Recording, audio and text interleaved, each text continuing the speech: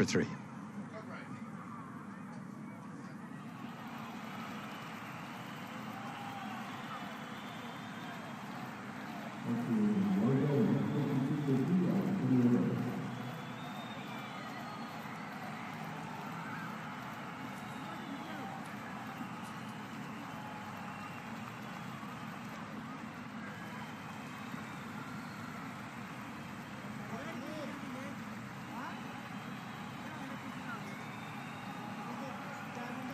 Story of the contest thus far. India winning the toss finally after 4 lost tosses, choosing to bat first and in full control despite those 3 wickets.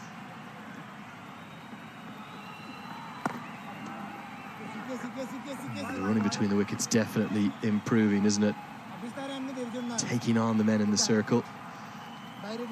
Those middle overs, 2 wickets. 62 for 3, India in a spot of bother. These two have been brilliant since.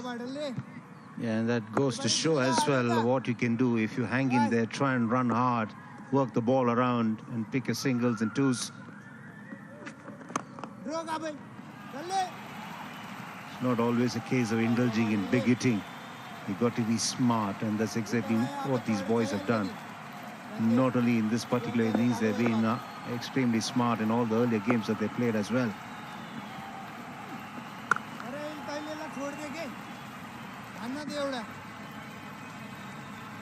Nepal continue to fight and fight hard, though. That's exactly what we'd expect. We heard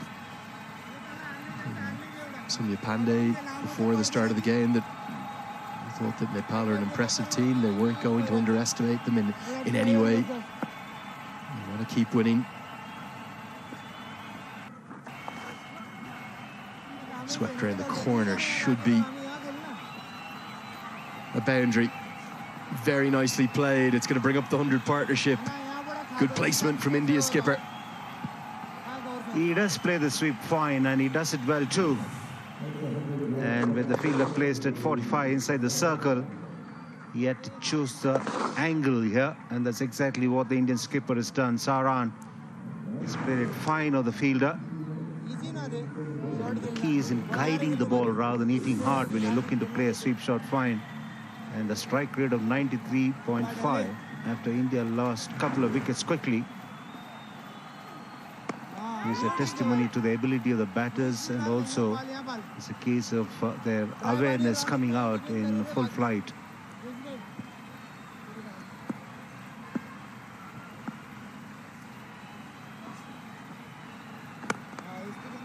They've been such a good partnership. You're right on the money. To continue to grow it. 32 bowled, 163 for 3.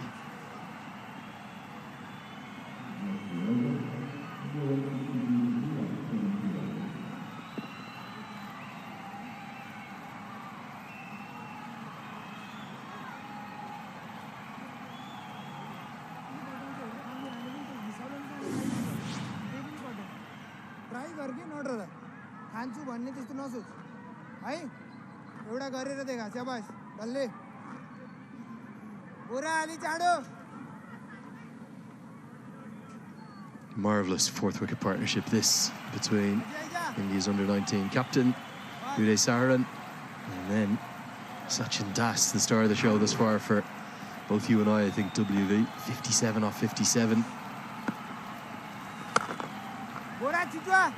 In many ways, I think India will be pleased that they actually got themselves into a spot of bother, because they're getting a lot from this contest now. Yeah, what will be heartening for them is that this partnership has come through different players. We've had Saran involved in consolidation. Dragged down and heaved away. They're very much part-time off breaks from Dev Canal. And Das continues to shine. It's his second maximum. He picked the length so quickly, did Das, and the power that he's generated when going big was unbelievable. That's one of the longest boundaries where he's hit the ball and it's cleared quite comfortably. Going back to the point about Saran always being the common factor while consolidating the innings, he's had different partners. He's had Ajaz Singh once, he's had Mushir Khan. And today he's got Sachin Das, which is really good because everybody is putting up a hand when the team is in a bit of bother and bailing them out. And take a look at the best of this partnership. They put on 109 now. It's actually a career best in youth ODI cricket for Sachin Das. Back live with you now. The biggest learning I think that Nepal can take from the way in which India have played spin, New Zealand could learn from it too. It's not just these boundaries we're seeing in the package, but then after the boundary comes, aggressively look for ones and twos, pick the gaps so well. It has been an exhibition as Thapamagar wears this one up towards the neck, the throat. That one's going to hurt. But Nepal has displayed good attitude. They've hung in there. They've shown some discipline. They're showing the will to fight. And they did pile up a little bit of pressure on the Indian side, picking up a couple of quick wickets. And again, these two boys have turned the tables slowly but steadily. Yeah, their enthusiasm, it's infectious, isn't it? Big smile on the face despite the blow for Thapamagar. That's going to get us to the second drinks break. India in full control. It's 1-7-2 for 3.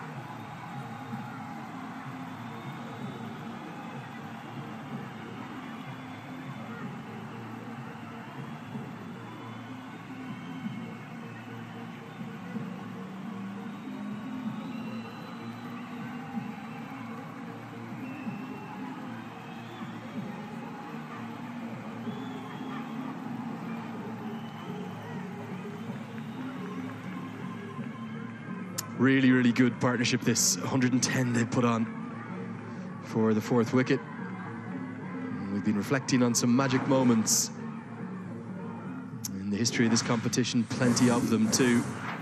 And we go all the way back to this man. One of the faces of our game now, isn't he? Virat Kohli, superstar all around the world, but this was in Malaysia back in 2008.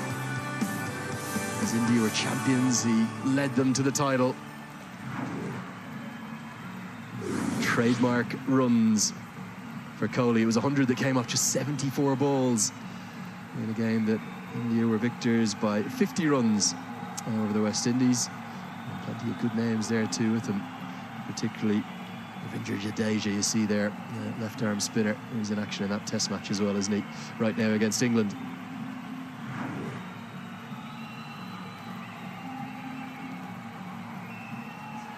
They beat South Africa in that final in 2008 by just 12 runs. Plenty of other good names there too, Manish Pandey and Sarah Tiwari and the like. But let's take a look at one of our future stars in action right now, Sachin Das. Been really impressed, haven't we, WV, by the intent with which he has shown throughout the innings. Real positivity right from the off. 8 boundaries already too. And the kind of shots that he's played, absolutely convincing and totally in control as well. He scored 64 of 61. Didn't look like he was getting runs, but he was so good in maneuvering the ball when he was not getting opportunities to score the boundaries. And when he got the opportunities, he never missed out on them. And there's been a pattern that the Indian batting side has displayed here in this tournament. In their partnership of 110 coming from 115. And that's good going when you think that they were looking to consolidate the innings when they got together. And talking about the pattern of the Indian batting lineup in this tournament, at the end of 30 overs, they were 139 for 2 against Bangladesh. They went on to get to 251. Against Ireland, they were 116 for 2. And then they went on to get 301. Against New Zealand, they were 163 for 2. And then they got to 295. Against USA, they were 173 for 1. And they got to 326. Here, against Nepal, they were 151 at the end of 30. Where do you think they're going to end, Andrew? Well, you'd have to think 300 plus is very much on the cards. Nepal will keep fighting, will keep believing, and if they can find a breakthrough, maybe it might just help stem that run rate, which continues in excess of 5 runs per over. The challenge for Nepal is the final 10. That's where India have actually excelled. And the other thing that you would notice if you see those scores is that they've not lost more than 3 wickets at the end of 30 overs. Regardless of whether they lost 3 wickets at the start of the innings or gradually as the innings progressed. There's not been more than 3. That's why they were able to really make it count towards the end of the innings. Yeah, the platforms they've had set have just been sensational. And that's a great credit to the Indian coaching staff. I was out there for about 30-40 minutes before the game. I was blown away by the quality of how they drill this excellent Indian team. So professional, so thorough. Clearly very much of a template for the way in which they want to put together the 50 overs. There will be bigger tests that come ahead. They're doing everything right now, India.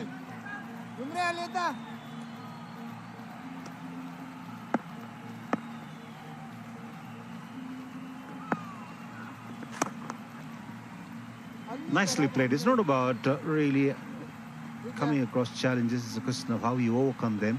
As far as this Indian side is concerned, they've done well so far, because it is not the easiest of surfaces to bat when they started this campaign at this venue. But they found out ways and means to try and counter and overcome those challenges and put up big scores.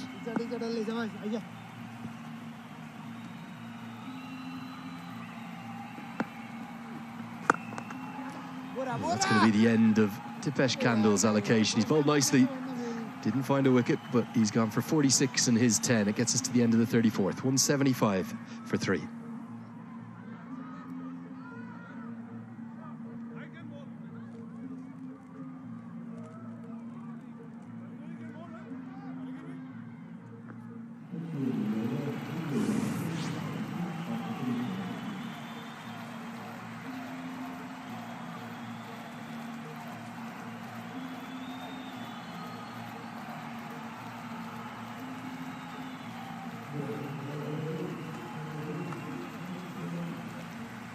So 16 overs remain. For India, definitely will be thinking of acceleration in that last 10. What about the next 6? Is that just a case of continuing to knock it around, continuing to take 5 or 6 per over without too much risk for these two? They've gone along at a nice pace here. They're picking runs at a healthy rate. And they like to continue going along the same tempo for a while before they just launch an onslaught. In turn of Subhash Bhandari, who had an excellent day just 48 hours ago against Bangladesh. 5 for, took all 5 wickets that Nepal garnered, even though Bangladesh were comfortable in their victory. This man has had a really good tournament, not just with the ball too, with the bat. He's all the way down at number 9. I'd like to see him up the order. He's only been dismissed once in the tournament. And he's put on 80 runs with the bat. Get him up the order. He's having a great tournament, Subhash Bhandari. We might see that happen in the afternoon, who knows? Also has 9 wickets to his name too. He's emerged with real credit. With a catchable height, but just to the left of Dev Canal. He's a clever bowler, isn't he? He's canny, seems to watch the batter intently before he delivers.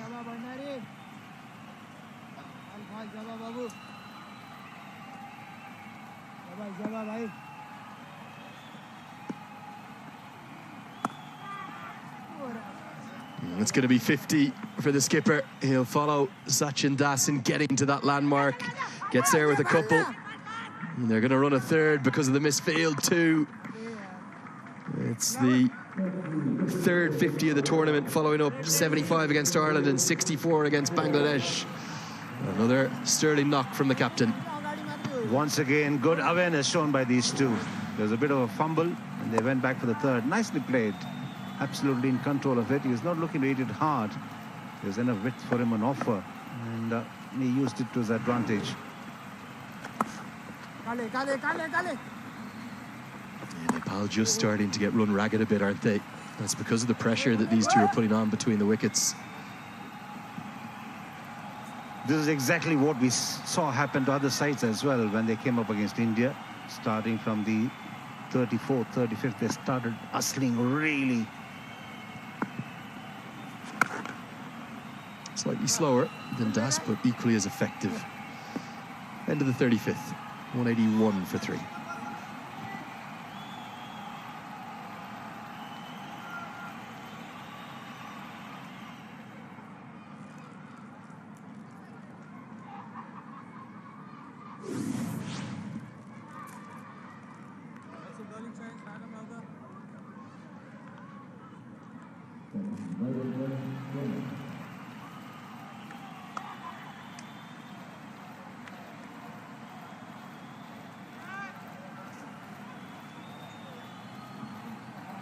Both batters have now got to 50. Saharan joins some esteemed territory, or some esteemed company even, with Dunk of Scotland and Kalpahana of Sri Lanka, with 350-plus scores in the tournament already, as we see Akash Chan come back in to the attack with that big long run up of his, in for his 6th over.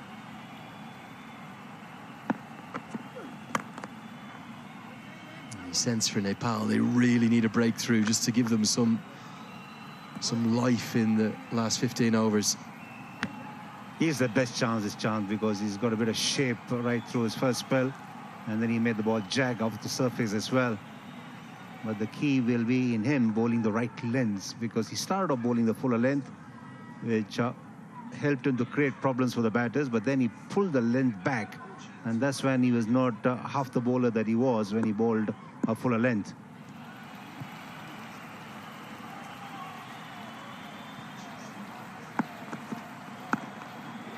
Yeah, I think the thing I adore about him is just how wholehearted he is in effort.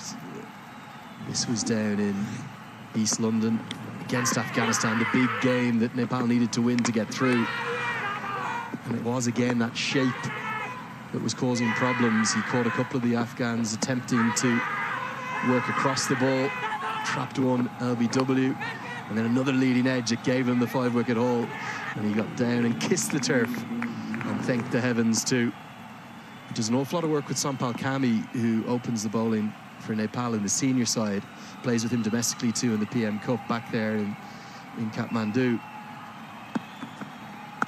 And he's known in Nepali cricket as being the hardest working trainer anywhere amongst the under-19s or the senior group. He's much loved amongst that senior side, and I don't think it'll be altogether too long until maybe he'll get that senior cap. There's lots to like about this youngster. Economy rate of 5.67, and he's picked up 9 wickets, which is good going. Any bowler picks more number of wickets in the matches that he's played is done well in white ball cricket.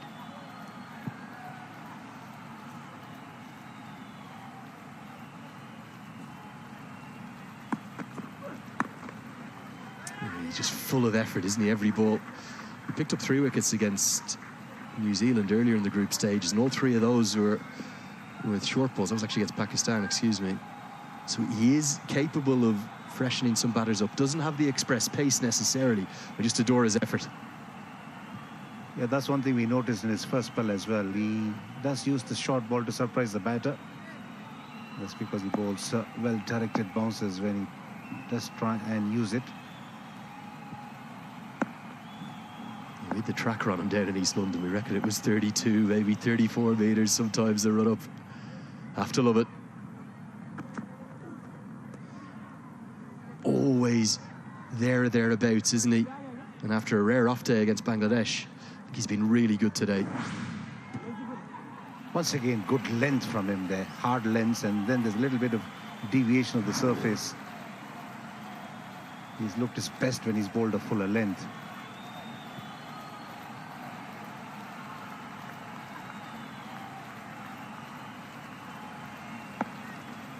Here we go. Yeah, I think we tracked it up to 32, haven't we?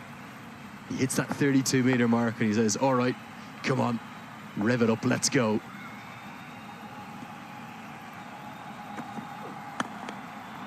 Good over, just 2 singles from it. 36 have been bowled now. 183 for 3.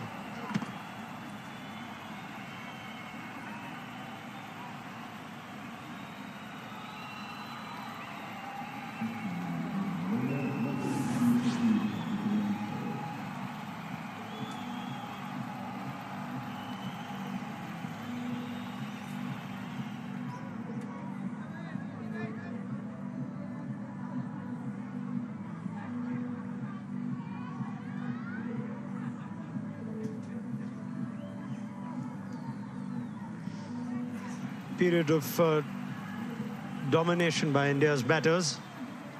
Partnership of 121. Dev Khanal has tried himself as well. 6 bowling options used. Hitesh Kandel is bowled out. This is once again a period of play where India can decide to pull the trigger. So where Sachin Das has played all innings, and now it looks like Uday Saharan's just turning things up. Striking at 80 now, the Indian captain. On strike.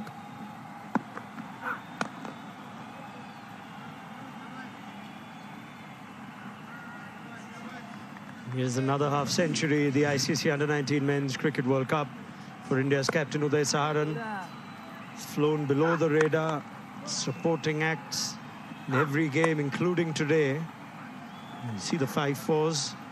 What you don't see is how well he runs in between.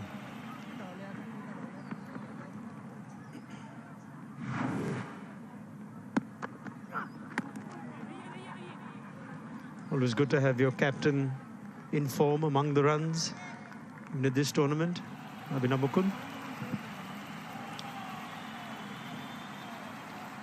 Yet another innings where Uday Saharan spent a lot of time in the middle. 34 has been his lowest score in this World Cup. 34, 35, a 64 and a 75. If there's anything, as a middle order batter, that's what you'd expect. Today has the opportunity to carry on.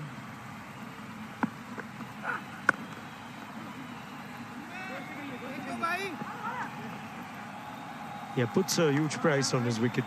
Rarely do you see him playing a shot that's not on early on.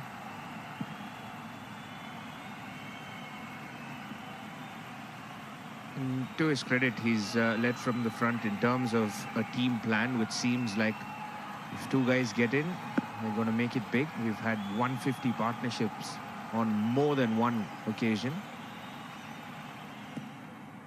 He's been part of that a couple of times. This partnership again, 122. Trying to change things up a bit. Durgesh Gupta going over the wicket.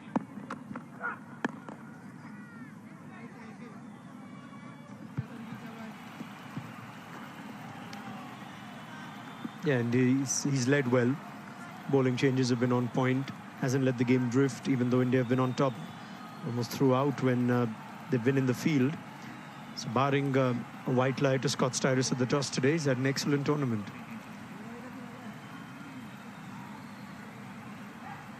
He's certainly one that could go on to become a future star for India.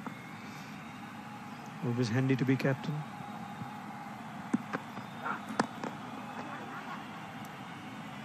It's nicely punched.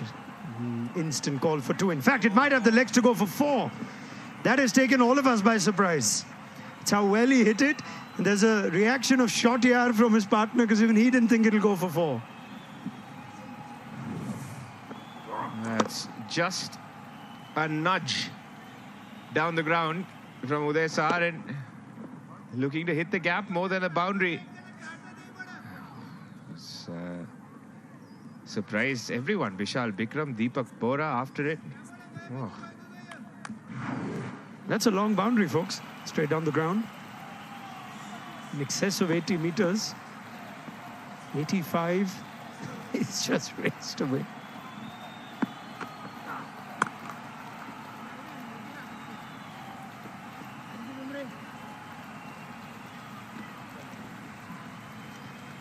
Seven of the over, 190 for 3.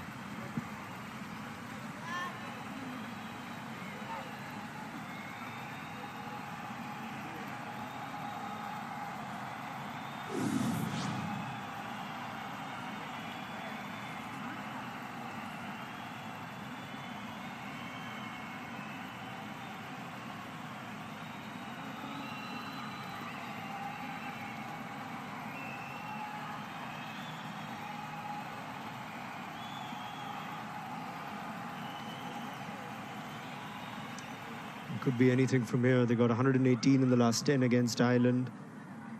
Usually dominated. New Zealand did well in the last game to get wickets in the last 10. And Mushir Khan is still to come.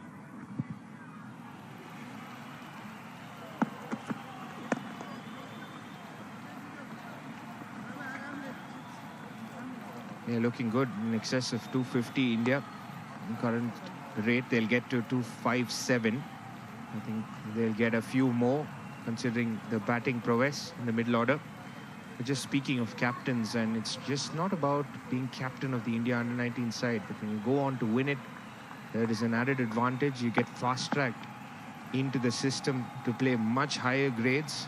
It's an easier route to take if you want to play the senior, get into the senior Indian team rather. No slip at this stage of the innings. Das has powered his way to many boundaries. This one's a little lucky.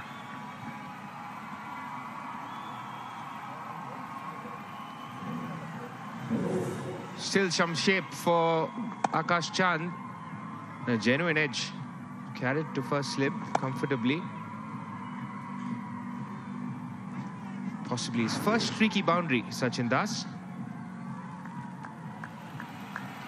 Just on the topic of captains who've gone on to represent, it started with Mohammad Kaif, Virat Kohli.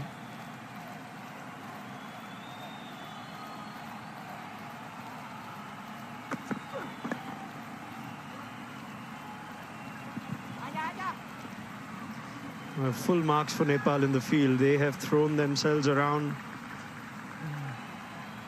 not letting the intensity in the field drop. That partnership now goes to 135. It's a record for India for the 4th wicket at the ICC Under-19 Men's Cricket World Cup, going past Shikhar Dhawan and Suresh Raina in 2004 against Sri Lanka. Yeah, again, some elite names being mentioned who started off their careers here.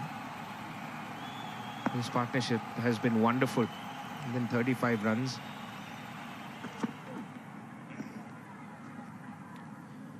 Wide.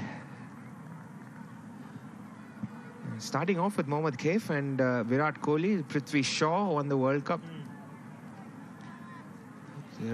Even someone like an Unmukh Chand, who went on to win the World Cup, was fast-tracked immediately into the A setup. And then Yash Dul, who won the last edition of the World Cup, he's also gone on to play some higher grades of cricket. Got an IPL contract as well. So it's an advantage, but you've got to win the tournament. Yeah, I mean, even if you have an impact as captain and you don't go all the way. Ishan Kishan, the year that did not go on to win. We've seen how his graph has just gone up. Ambati Raidu, captain in that year, we mentioned 2004. A partnership that was just the broken or set now, a new record. Parthiv Patel is captain in the past.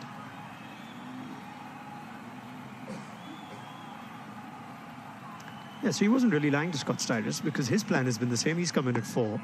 It's just everyone else around him who's moved about. So well done to the Indian captain.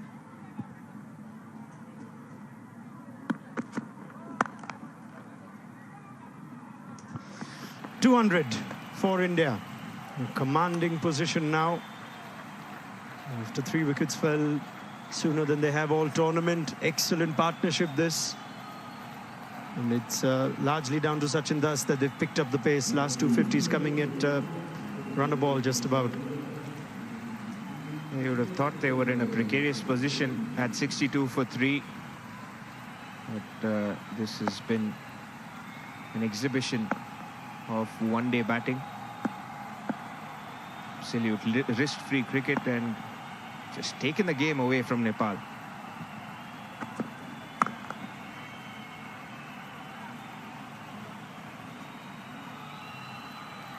Ten of the over, 200 for 3.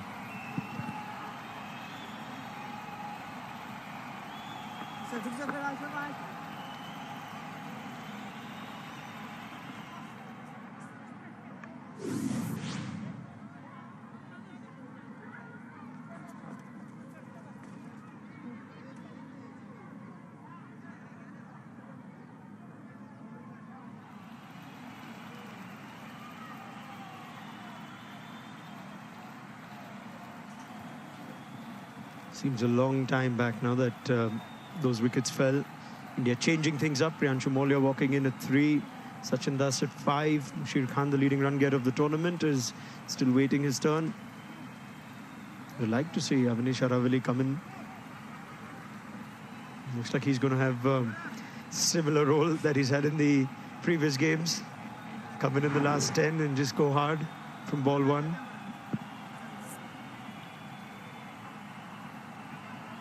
Yeah, coaching staff has clearly thought of what they want from this game. Messrs. Kanitkar and Lakshman, left and right. Handy batters themselves.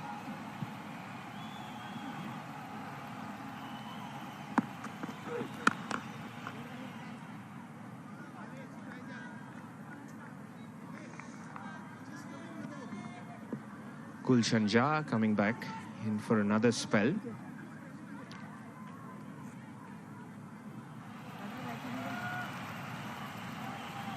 Gulshan Jha has returned, but it looked like umpire Afridi's just had a word with the Indian batters on.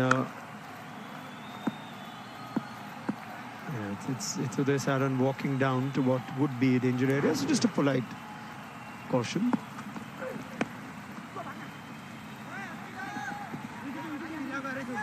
They're going to take the fielder on. It's so easy when there's no hesitation. Big ground.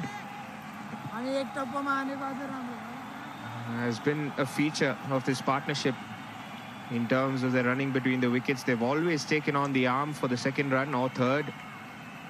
Once again, Uday Saharan running the first one hard, doing the basics right. Touchdown, turn, sprint again. We speak of how well this partnership augurs for India going into the semi-finals. I'm sure if not the players, then coaching staff of teams like South Africa, Australia are monitoring this Indian team.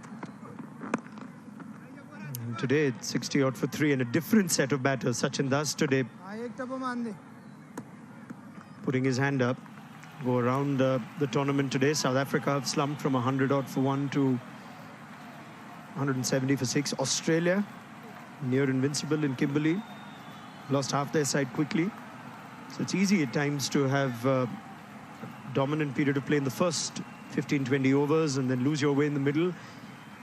And they have shown great maturity on understanding the gears of the 50-over game.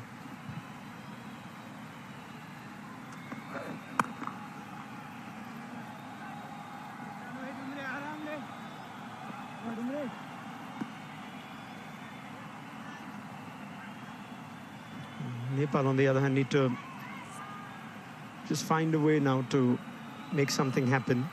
It's good to see the return of Gulshan Jha. He's He's been good as captain, Dev Kanal. He's moved his bowlers around. He's tried everything possible. Some of the field placings have been interesting, including a man who's very fine for the ramp, perhaps, the uppercut.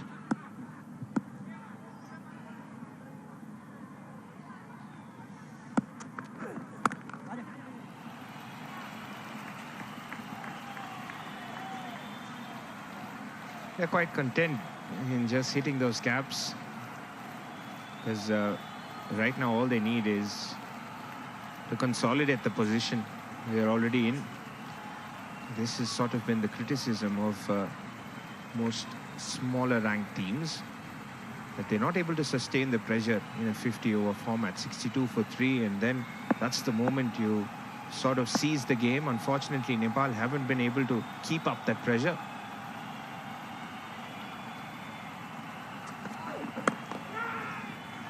He's in the air just for a second.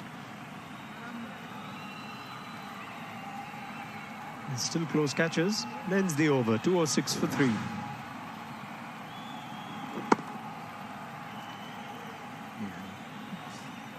Further enough from both fielders. So 206 for 3. That's a bowling change, not a mother.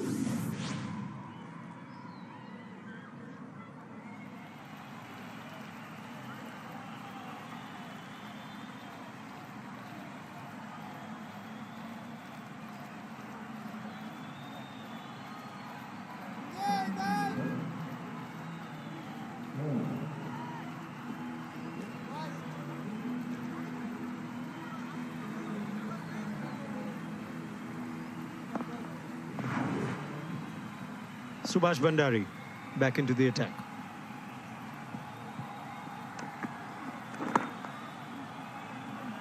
Spent a little while away from the field earlier. The impact was external, so no trouble in resuming his bowling. Off spinner to Sachin Das. Watch out here. It's been a couple of quiet overs. There we go, in the gap, safe. And a couple of bounces in 4. Massive vacant spaces on the leg side, just two fielders patrolling and short and asking for trouble. He's been exceptional in that region. Sachin Das helps himself to a comfortable boundary.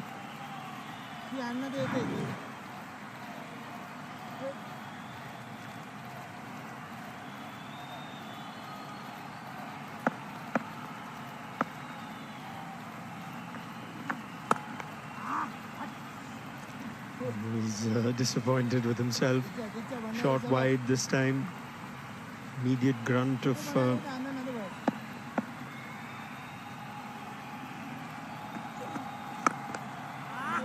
Yep, he is certainly targeting the off-spinner on his return. First of the short ball, now the full one. 150 of the partnership. There's no stopping Sachin Das. All too easy at the moment for Sachin Das. If it's fuller, it's a pretty simple shot to just place it in the gap. That's exactly what he did with enough power.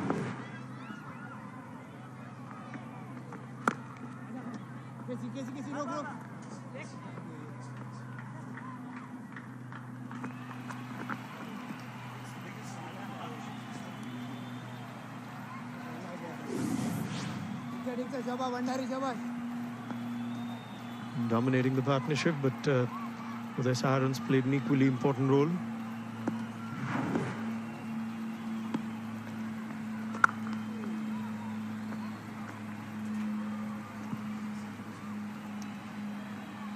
Ten runs of the 40th. We enter the final 10. 216 for 3.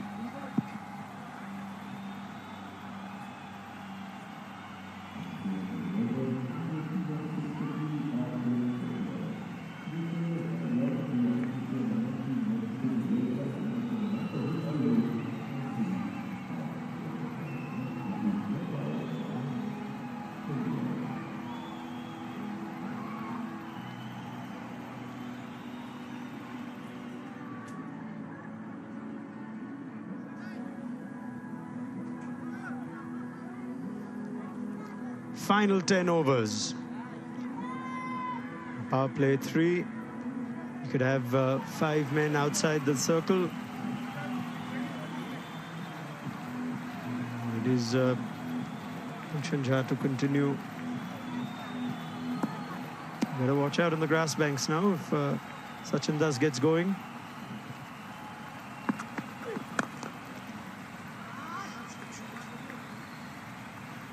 It's a good-looking shot for no run.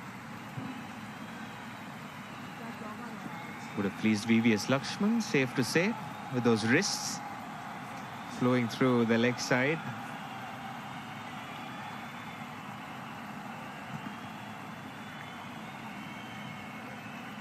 Yeah, and they had India 3 down inside 20 overs. You felt like Nepal might have a chance here to restrict India, but what a good partnership, dominating right through.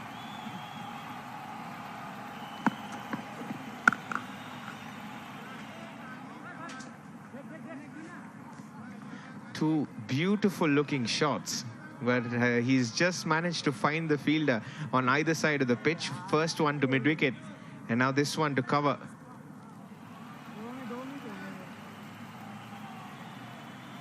Just hitting those fielders either side of the pitch was Uday Saharan, looking for boundaries more than singles this stage.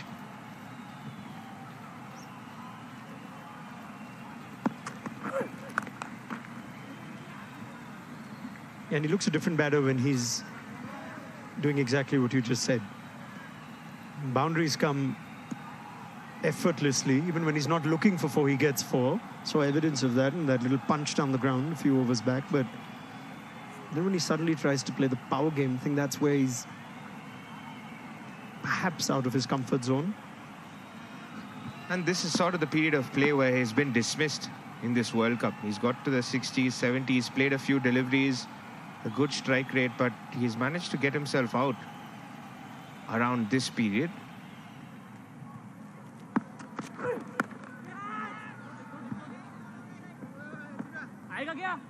Yeah, honestly, I think he doesn't need to worry about the fact that we're into the last 10. He's just better off getting someone like Sachin Das on strike. He will get the odd loose ball. Future stars. 1 man off the field.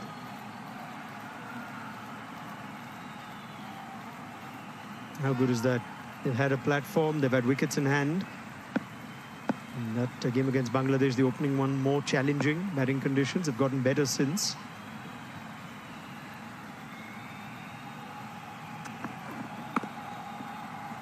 We're going to see more of that from the bowlers. Good change of pace from Gulshan Jha.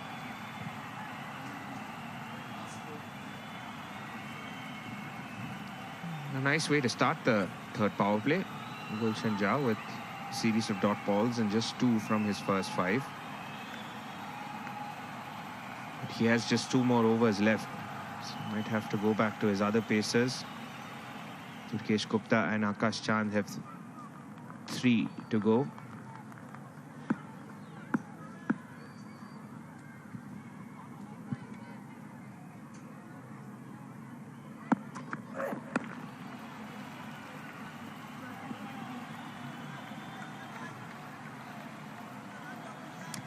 Good over that from Gulshan Jha. Just 3 off it to 1-9 for 3.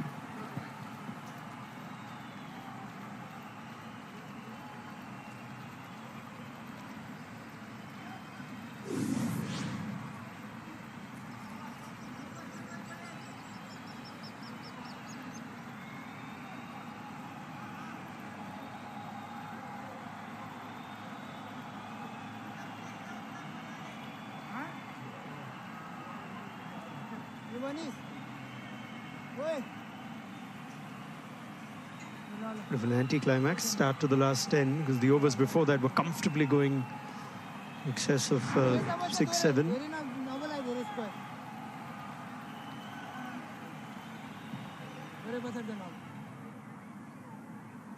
Subhash Bhandari has 3 overs. Dev Khanal has not been shy of bowling his spinners deep into the innings of this tournament.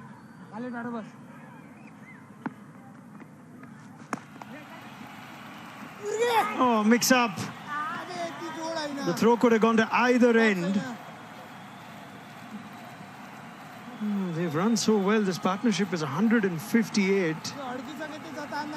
Yet that didn't seem like they've been out there for 30 overs. Yes from Saharan, then a no, and well, it was impossible for the bowler to collect that.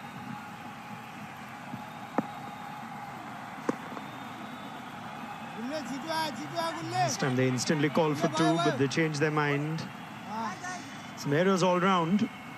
You felt if the throw would have gone to either end and the keeper had the best chance, I think even Sachin Das would have been short.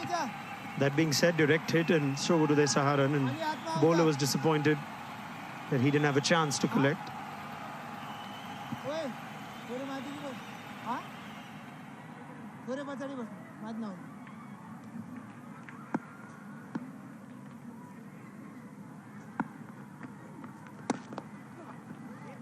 This is now the highest partnership in the ICC Under-19 Men's Cricket World Cup 2024.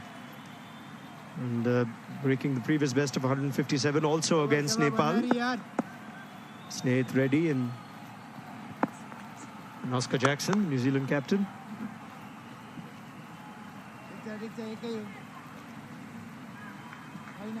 Here you have the Indian captain, the man who's looking good for a big score.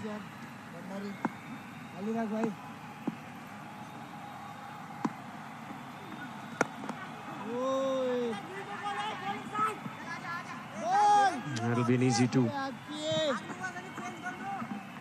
You think that's something that they're looking to do against Bandari, who takes the ball away from the right-hander, go over cover, because that's the only vacant space. Otherwise, you have to take on the long boundary on the leg side. It's a massive hit. 83-meter hit towards deep mid-wicket. Don't think they're taking that on at the moment.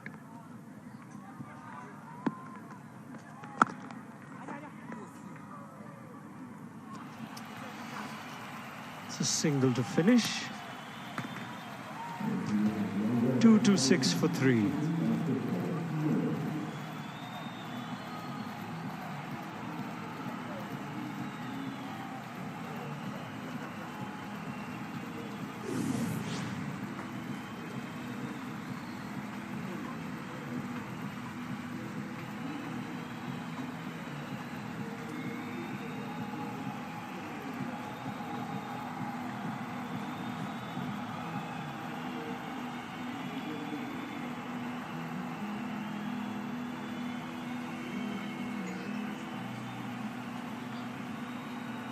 Nepal, to their credit, have started the last 10 well. But Uday Saharan and Sachin Das looking good. And it's time to roll back the clock to another Indian Under-19 captain.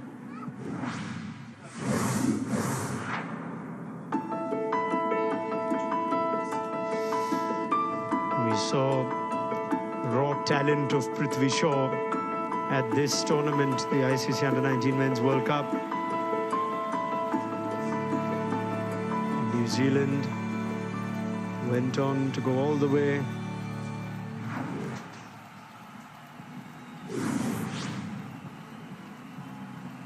At 94 against Australia. Shubman Gill excellent in that tournament. Prithvi Shaw standing out. Might have an India-Australia final making here. Still lots of cricket before that. Pakistan might have a say, South Africa. West Indies, Bangladesh. So don't assume anything. But yeah, Prithvi Shaw just goes back to the point Abhinav Mukund was making. Make a name for yourself as an Indian Under-19 captain. Get some runs, go on to win it. Serious potential and promise for the future. And that's India's current captain. He's among the runs. He'll have the chance to come closer to his colleague Mushir Khan, who we still haven't seen. Durgesh Gupta returns for Nepal. 8 overs to go. And get up to 5 of those from Gulshan Jha and Durgesh Gupta. There's Akash Chand as well. Great example of Indian skippers going on was Prithvi Shaw. Later in 2018, he made his test debut against the West Indies. So he could be fast-tracked pretty soon from this level.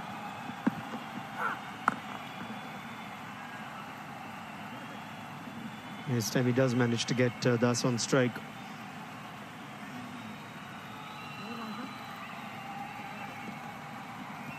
Right, it'll be interesting to see if he's going to play for the milestone by just knocking it around, or he's still going to continue playing his natural game as Sachin Das. 90 of 82. Deserves to get to the 3-figure mark, but I have a feeling he's going to look for that boundary or 6 this over.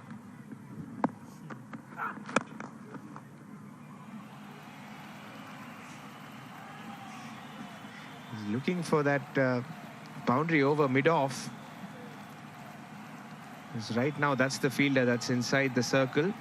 They're allowed 4, and it's a very traditional field. He's bowling full from around the wicket. Durgesh Gupta. You might see the change of pace as well.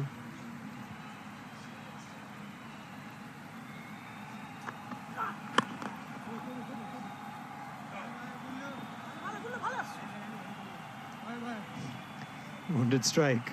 Sachin Das, captain, said no.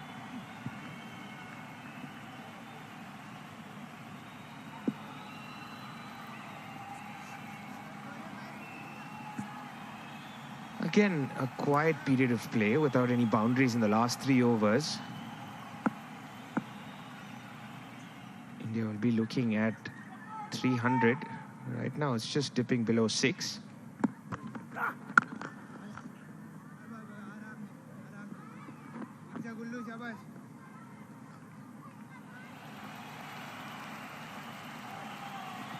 Missed out their full toss. I think it's almost like they had a chat at the 40 over mark, like now we're going to go big, and then the last 16 balls have given you 13 runs. Before that, they perhaps didn't have any real plan of playing ultra aggressively. They were going at 7s and 8s.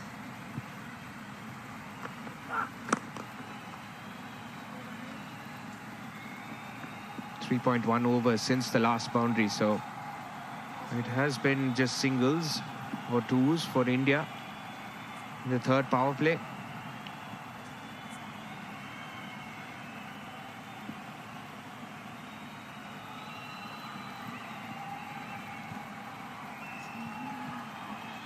And 7 over gets them to 280. They'll be eyeing more than that with wickets in hand.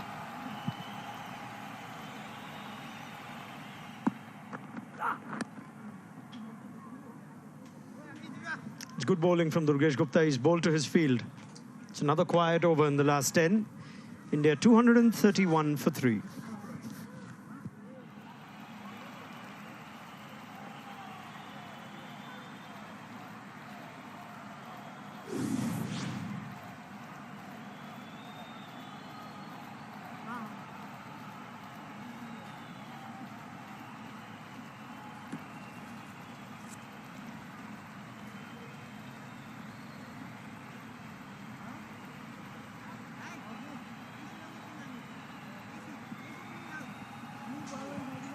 Partnership worth 169, and India have done it all tournament. They've laid the platform.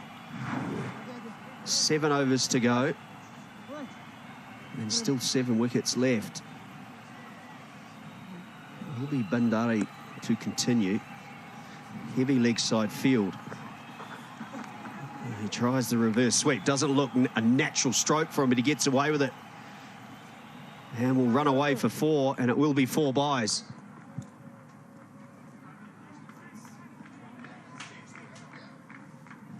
This has been a brilliant partnership. There's 173, 177. They're looking to play their shots now, which is not a surprise, because the Indian side has really gone ballistic in the last 10 overs in all the outings so far. And that's the template they're following here too. Why not? Because these are 2 well-set batters.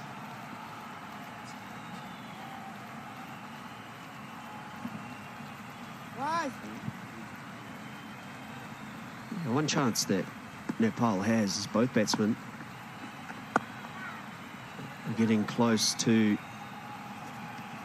their hundreds. A little bit of history. That's the new 4th wicket partnership record for India in under-19 cricket. Going past a very familiar name, Shreyas Iyer and Boy.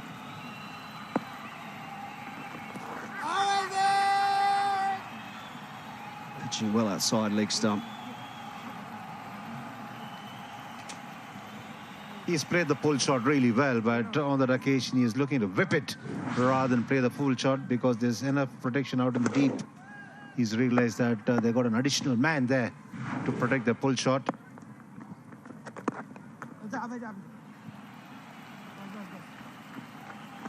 The man at deep backward square is actually on square. So there is the gap. If he was to play the pull shot or the sweep shot, fine. That's the gap he has because everything else in front of square has been manned.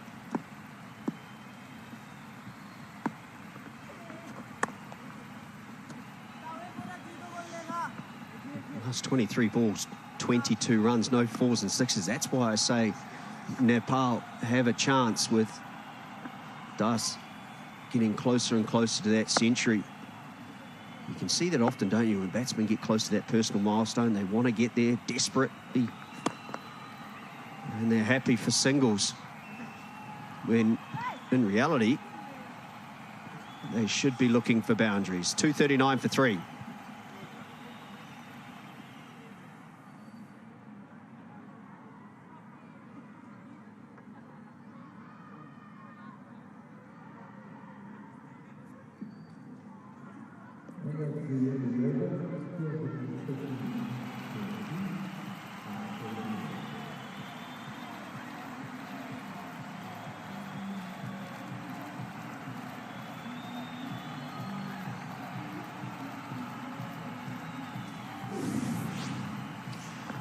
Confirmation of that record partnership between Saharan and Das.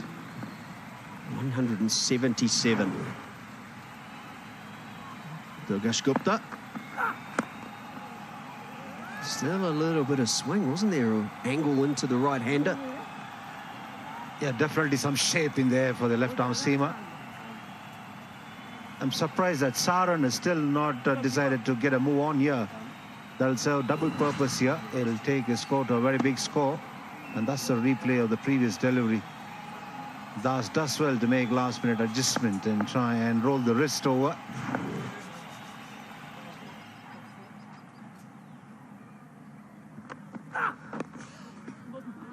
They'll push hard. Still only the singles. This is fantastic from Nepal. Can they close these last 5.4 overs out? Just walk into the dressing room at half-time in this match with a little bit of confidence, potentially a little bit of momentum. They will have a tough run chase in any case with the form of the Indian bowlers. But at one stage, India looking at that 320 plus mark. They'll do well to get there now.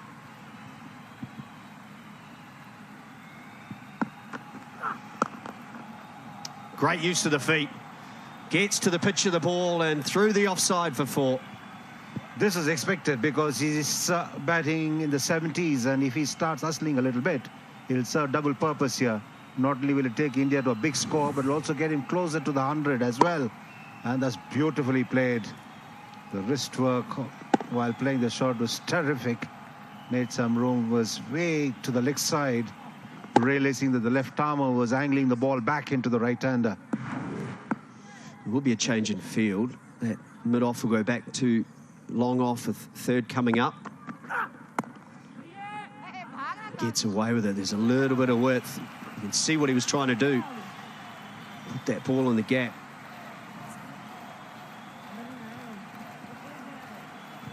Seven fours for him in this innings. He's looking to access that gap that is available for him because the fielders are inside the circle behind square on the offside. But the challenge will be that the left-arm seamer is angling the ball back into the right-hander, not giving too much of width.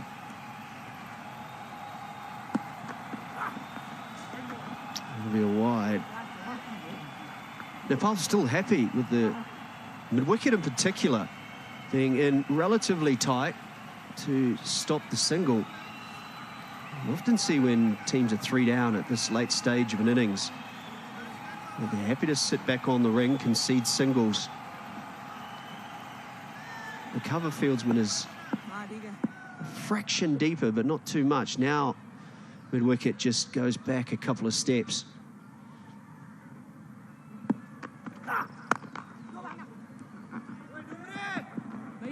It's always going to be a bit of a challenge for the left-arm seamer because of the field that he's got. He's got no protection out in the deep and square on the offside, and even on the leg side, nothing out in the deep at mid-wicket, which means that he's got to get his lines really spot on.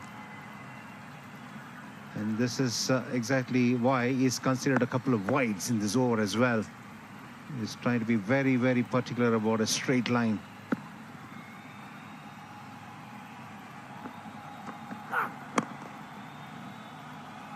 Not going to happen yet for Das. 246 for 3.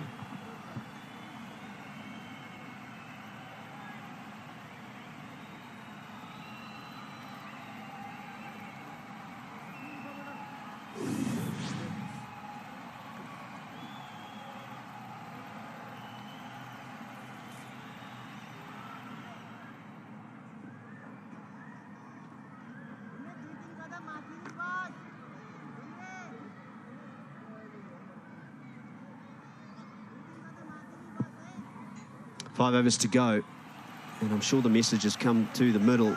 It's time to move this along.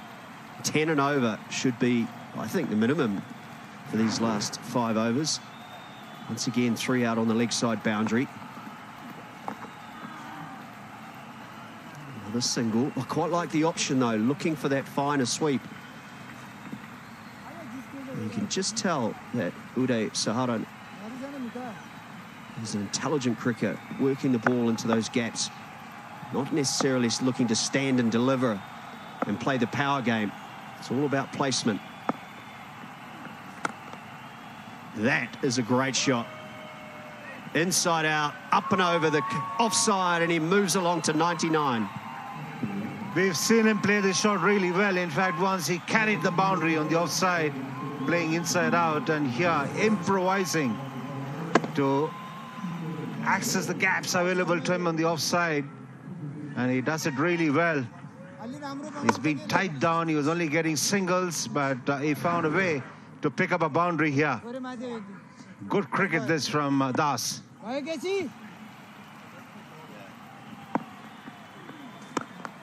Down the ground, and there it is. A brilliant 100 from Das, walking in with his team in a bit of trouble.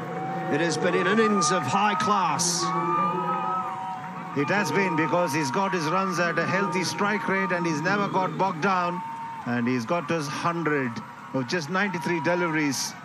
And the manner in which he's played shots all around the wicket, the way he's run hard, has been a very good exhibition of batting here from the youngster from Maharashtra.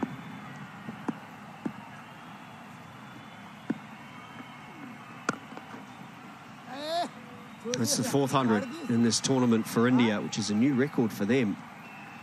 Previous best was 300s, but they were all by Shikhar Dhawan.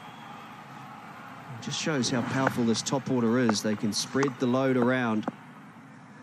And a little fist pump, well deserved.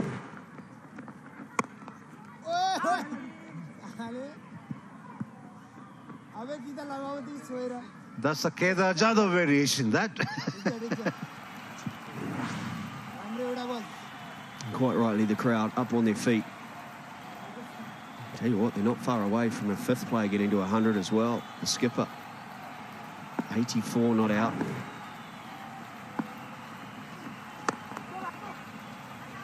It's nicely played into the gap. Will they come back for 2?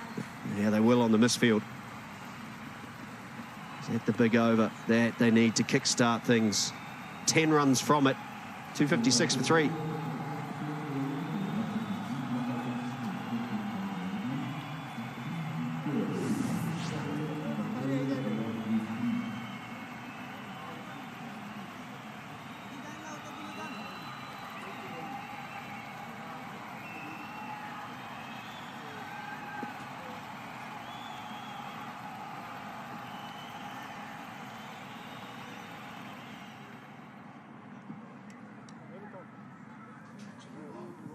6 runs away from a double 100 partnership.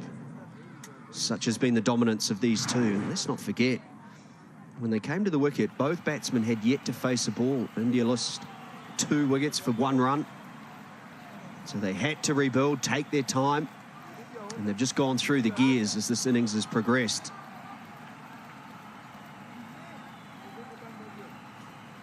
Akash Chand, who I think's probably been the most impressive of the bowlers for Nepal, will come back.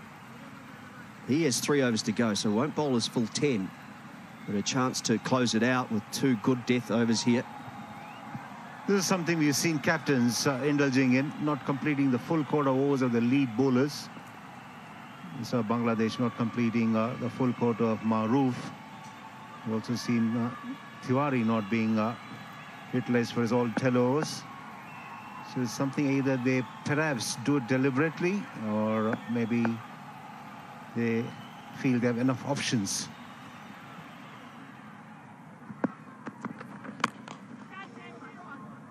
Quite timing it over the offside this time. And that is sloppy fielding. Just dawdled to the ball and allowed the batsman to come back for 2. What Das has done really well in this innings is that he's picked the spots well, he's played the right shots, and he's run hard. And once again, realizing that the field was a bit slow to get to the ball, hustled for the second as well. He's shown great awareness right through his innings. He's been alert right through his innings. Yeah, one question I'll have is the tactics here from the fast bowlers. You think back to India's last match. I thought New Zealand actually bowled well at them at the end, and they bowled back of a length, taking the pace off with the square field. Now the field is the same, 3 out on the leg side, but still wants to go full, and that's just too easy. That will be a boundary, and the 200 partnership comes up. In the slot with a little bit of width for Das to capitalize on it, and he's done it repeatedly right through his innings. Going down on one knee, up and over, and to generate the distance that he's done, where the boundary is really big, is fantastic. 1 bounce into the fence. Yeah, the reason I say that is not quite got the right field. Madoff was up inside the circle. If you're going to bowl full, then you've got to have the right field set. 3 out on the leg side, ready for the shorter ball. Madoff has gone back. Goes through that same zone, won't carry all the way. But at the moment, it's, as the players call it, it's step hit. It's right in the slot and not far away from the all-time highest partnership for any wicket for India. That was 206. And that is in World Cups. 14 away from 100 for the captain.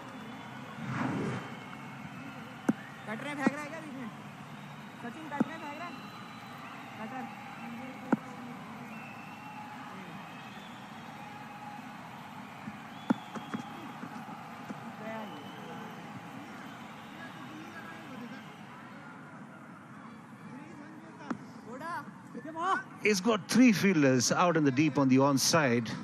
He'll be better off bowling a stump-to-stump line, getting the ball back into the right-hander. Whenever he provides width like this, he does provide opportunities for the batter to get some runs. Well, I don't know how it's possible for these Indian batsmen to hit the ball to deep backward square leg when he's bowling that wider line.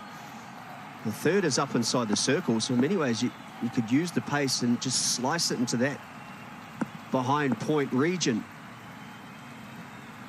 I agree, straighter line. I would love to see the length pull back of the hand, back of a length, slow balls. That zone right there. Brilliantly played. That is the gap and another boundary. In a way, hardly any effort is required from the batter. All he had to do was just reach out and put some bat to ball. And he's got enough gaps to make use of. Absolutely easy for the batter.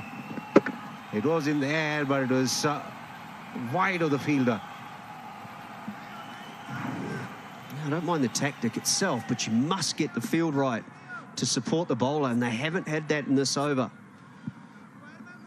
There we go. Deep backward square is completely redundant if you are going to bowl that wide line. You've got 3 fieldsmen out on the leg side boundary. All the shots have come on the offside because of that width.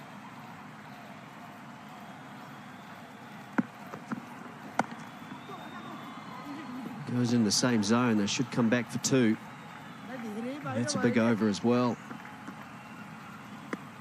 13 runs coming from it. It's 269 for 3.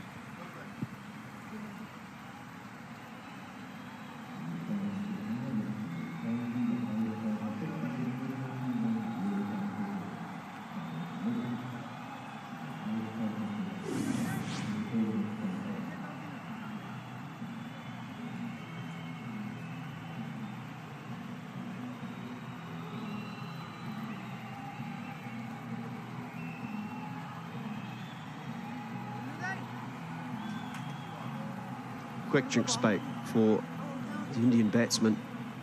With that double out to deep backward point, it is the new partnership record for India in World Cups. 207 it's now worth, and I'm sure still plenty of time for more. 3 overs to go. Walked out to bat when his side was in a bit of bother, and then he's unleashed shots all around the wicket with a lot of conviction and confidence for one who's not had enough game time in the earlier games, and he's grabbed this opportunity with both hands, realizing that he did not get enough opportunities. He was promoted, he's made full use of that opportunity, and he's once again added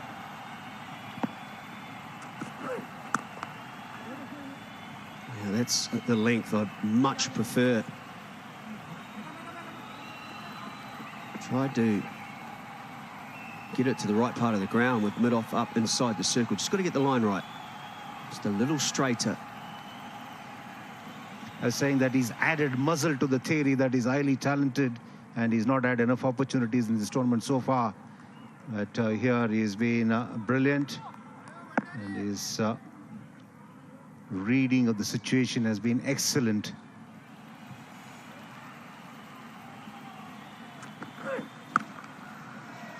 Short ball. It will go all the way, though. It does not matter whether it be full or, in this occasion, generating all the pace himself. A huge hit over the leg side. He's been severe on anything short, and with that, he's proved a point that doesn't matter how quick you bowl, how short you bowl, he's going to punish them. And that's a big boundary as well. Not only is he good while playing the pull shot, he's played the hook shot really well too.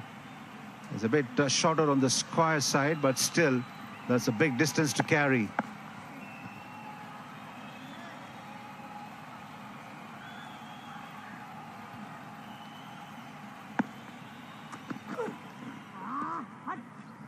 It's well bowled. It's a good start to the over, though. 8 runs from those first 2 deliveries. That dot still means India have an opportunity of turning this into a big over. 300 still on. Yeah, it didn't look like it at the end of the 45th over. But the 46th over got them 10 runs. The 47 got them 13. So it's progressively increasing the number of runs they're getting in the final overs. Another one, but no timing. This time it should be out. It's very good bowling to end an outstanding innings. And what a partnership it was as well, with 215, but brilliant from Das.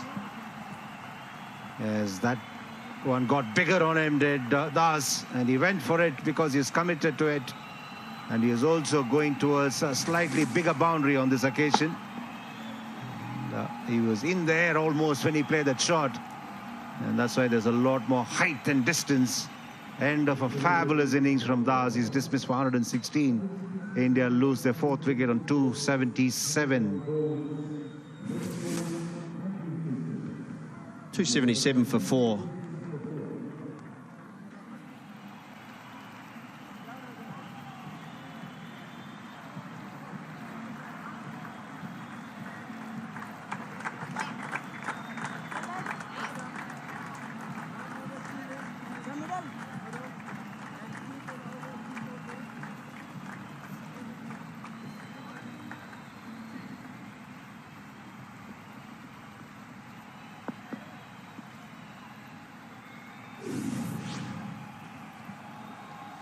doesn't get any easier for Nepal. Mushir Khan, the leading run scorer of the tournament, taking a little bit of a break, batting 3 in this tournament. He comes in at number 6, and he can have some fun.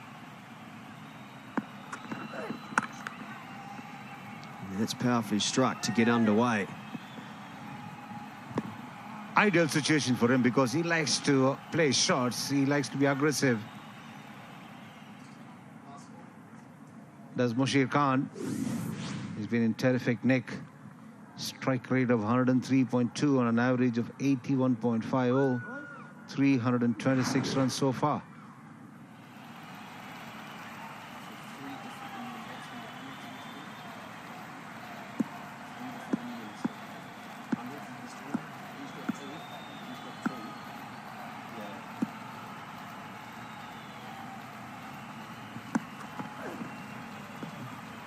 It'll be a wide.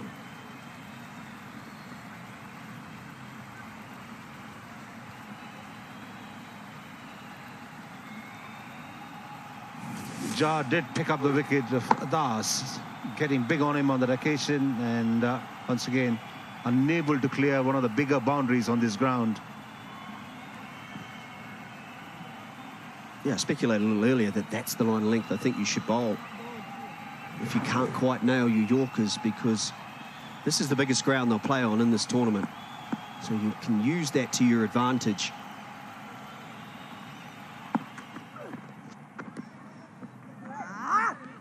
That's a good close to the 48th. A successful over for Nepal. 279 for 4.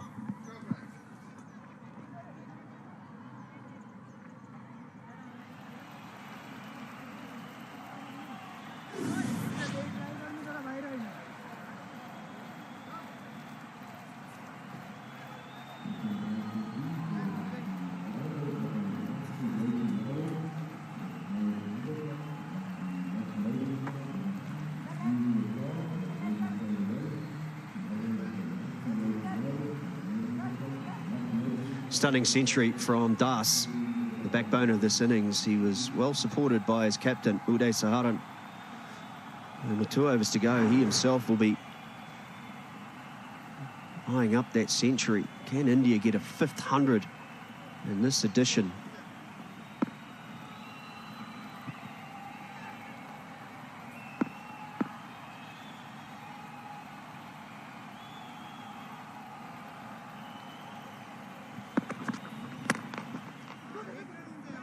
Pushing hard for 2.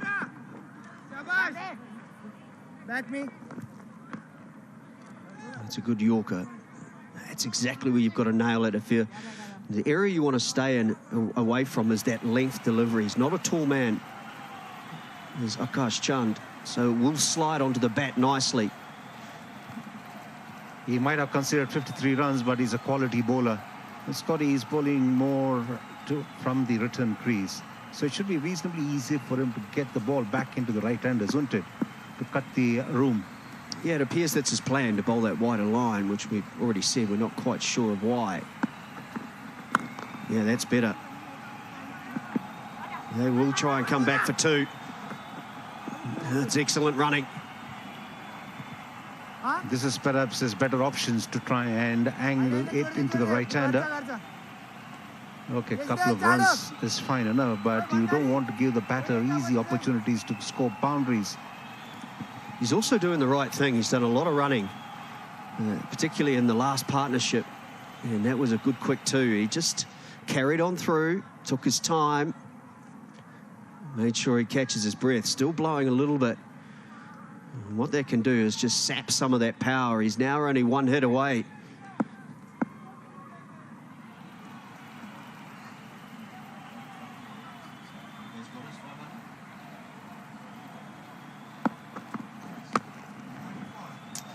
Oh, that's exquisite.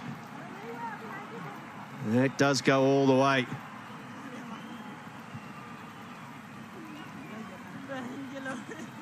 Minimum of effort, and look at the way he's played that shot.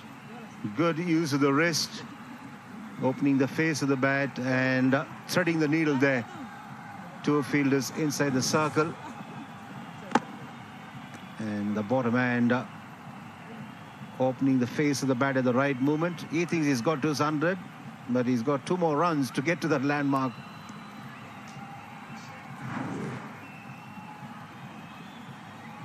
Yeah, I think Mushir told him that he's still a couple away, and so it's great to see. The face went back to business quickly. 7 runs off the first half of this over. They have dominated the back half. The last 10 overs in every single game they've played have India. And they've done it once again here.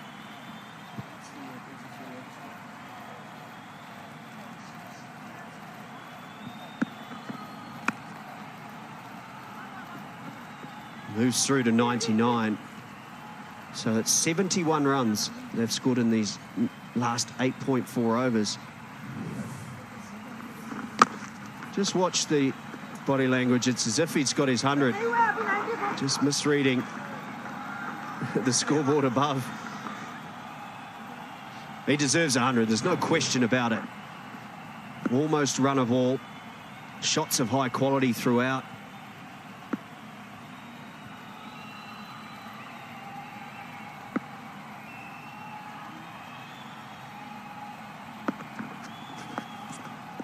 He's got clever too, Mushir. It's a big chase. And he does well. In fact, it will get there.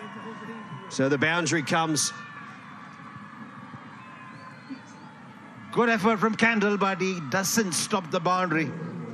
The ball wins the race in the end. Not much of pace from Chand on that occasion, but still, Mushir does well to get enough of bat on it. We shouldn't be surprised that he plays that shot, should we? His older brother just been called into the Indian squad, of course, who loves to play those delicate and brave shots, is what they really are.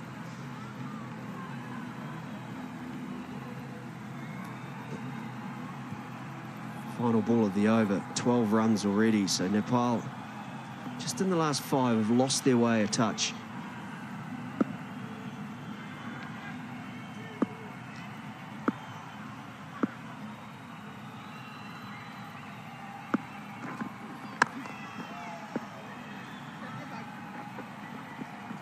Clothed down to long on for a single. 1 over to go, 292 for 4.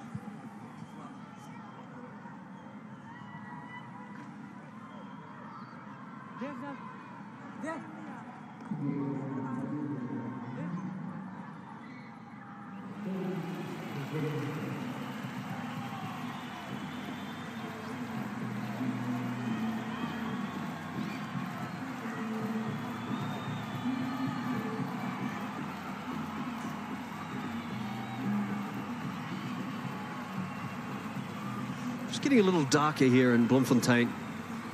I'd be surprised if those lights turned on any moment now. Those last 4 overs in particular, all in the double figure mark.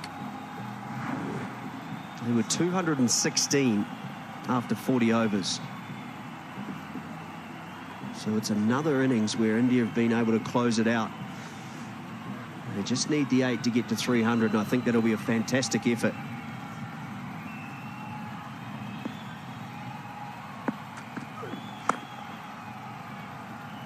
Yeah, they're stuck to the template, which is proved to be very, very useful for them. Proved to be productive as well. Laying a foundation, then working the ball around in the second power play and in the third power play. Go all out for it, and that's exactly what they've done. Regardless of who's walked out to bat, regardless of who's batted in the middle order, and that's the template they've stuck to.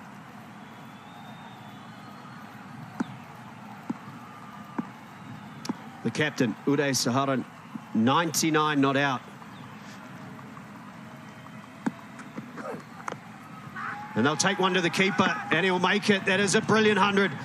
He may have celebrated a couple of balls before, but celebrate all you want now.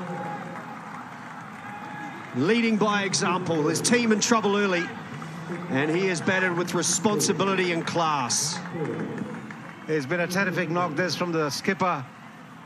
He's also been the catalyst of this side. He's walked out to bat on occasions where he had to consolidate the innings and then go on to lead the charge towards the tail end of the innings. And full credit to his partner, Mushir Khan. He was off in a flash the moment the skipper played it off the under edge, and that was that. Celebrations obviously from the Indian skipper. He was delighted, and this is the 5th 100 from India in this edition.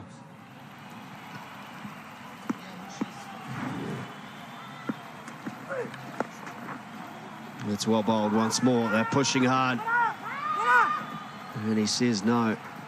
Second under 19 100 for India for Uday Saharan, his first in World Cups.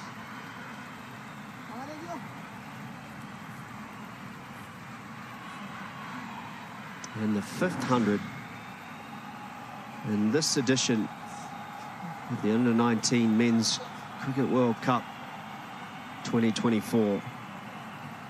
There will be a change. Third comes up into the circle. Long off goes back.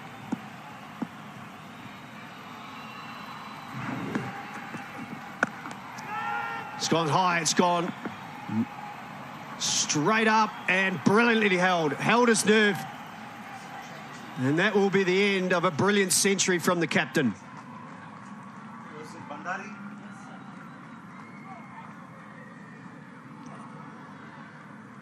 Bandari does well to stay calm and composed.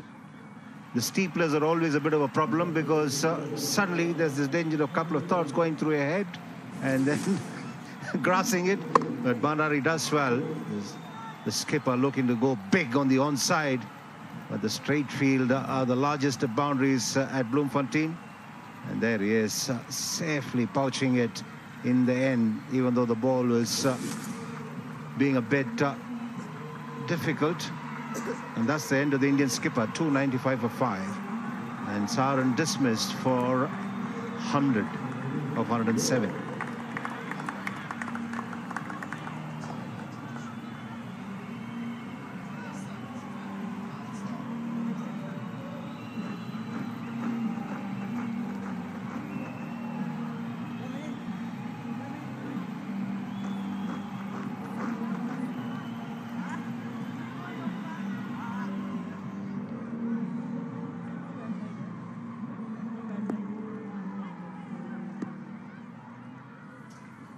Adavalli, the main man, and now with 2 balls to go.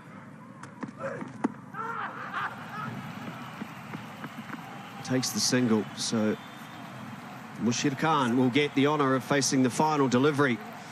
Can they finish with a boundary? It's been a very good over from Jah.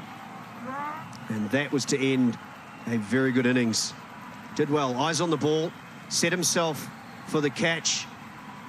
Just popped a little out of the hands, but did everything well. What an innings it was from the captain. 61 for 2 when he came to the crease.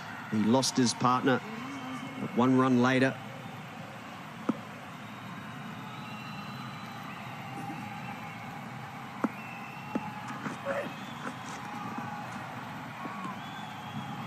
It will be a dot ball, in fact. The misfield will allow them to get through to the single. So India will finish on 297 for 5. It's been a good innings from India. They lost 3 wickets quickly enough when they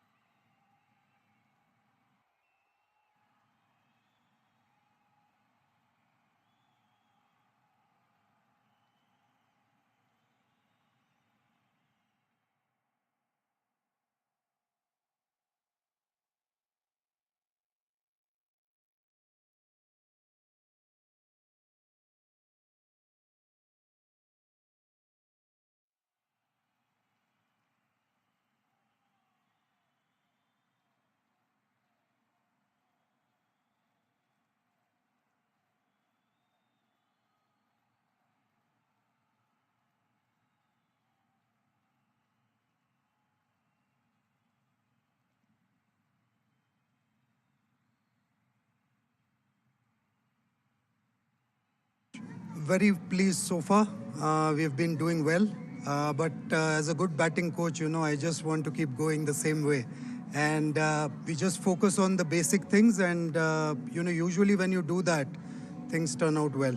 Tell us a little bit about how you cultivate the patience in what's supposed to be a T20 generation of players. They play the old school.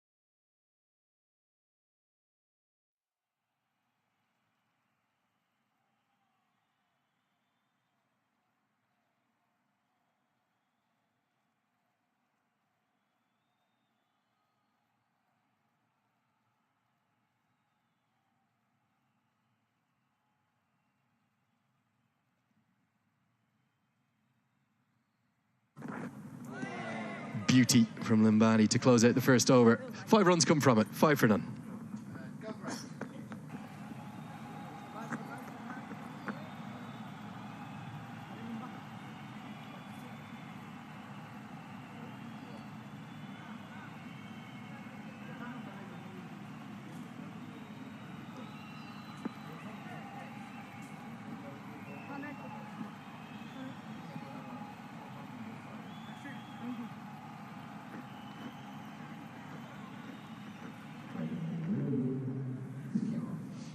It all looks a bit ominous in the background as I've got a very nervy Avanamukha sitting alongside me here. But good to see an opportunity today for this man coming into the team. In comes Shukla for his first appearance of the tournament. He's from the north of the country.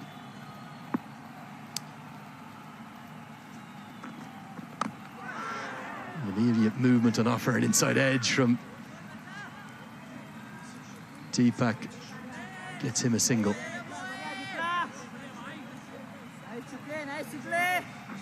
Playing his first game of the tournament is Aradhya Shukla. Good to see the faster bowlers being rotated around. No Naman Tiwari today. And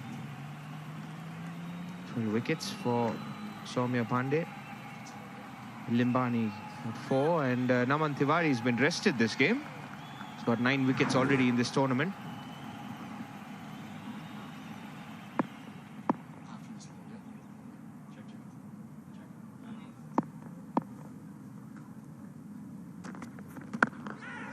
A good line that is.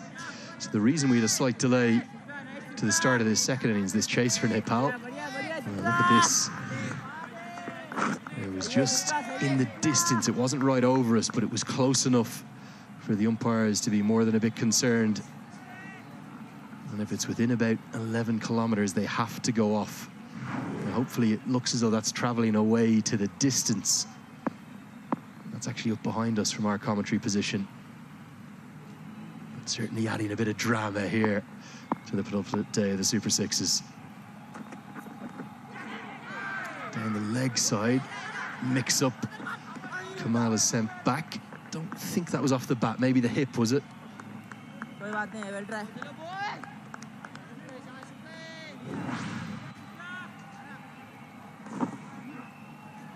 Yeah, look like thigh pad. But you can clearly tell Arjun Kumar doesn't like playing on the leg side. He's staying leg side of the ball to access the off stump. He's almost showing all 3 of his stumps sometimes in terms of playing some shots.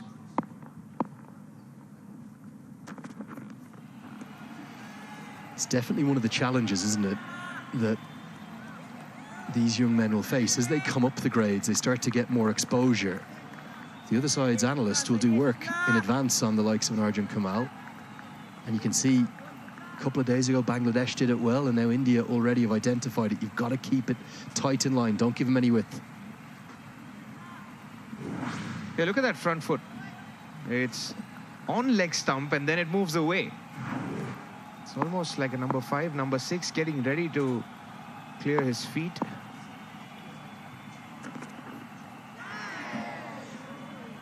And the aggression we saw from Bangladesh's quicks has now been matched by India's against Nepal. That's a really good short ball. And that's the danger. If you're going to stay leg side of the ball, there's nowhere to go after a point. You need to get into the line of the ball to play the pull shot. The last time he was dismissed down at 3rd, playing that ramp shot. But you can tell clearly, with a slip and a gully and a very fine backward point. Those 2 fielders ready for that cut. A good start from Shukla as he takes his bow in this tournament. 2 have been bowled, 6 for none.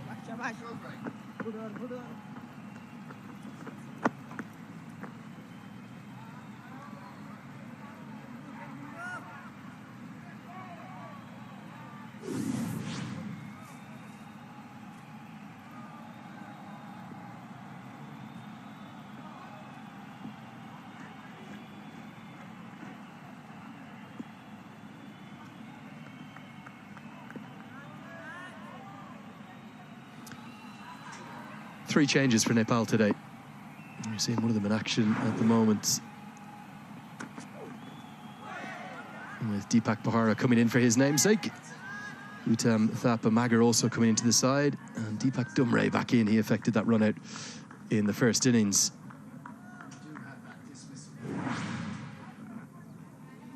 Again, the skills of Ranj Labani. We've seen him shape the ball back in a big way with dramatic in-swing, and that time it holds its line, goes away. Really good skills.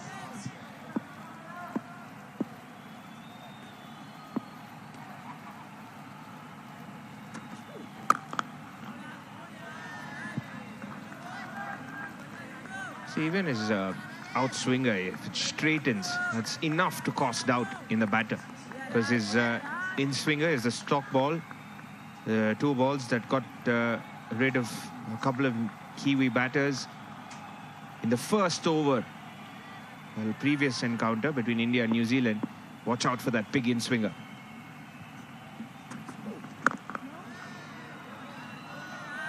Yeah, certainly the task for Nepal will be one of continued improvement. If you think that this is a young side that were bowled out for 52 in probably less helpful conditions in Dubai by the same team, Limbani took 7 for. And it was a similar case for Nepal against Pakistan in that tournament. Big Mohammad Zishan took 6 for. Now, they kept Zishan to just 1 wicket down in East London. I know for a fact Jagat Tomato will have sent them out with the target of trying to keep Limbani to as few wickets as possible. That's almost sort of task 1, step 1, and then build upon that. Gradual improvement for Nepal.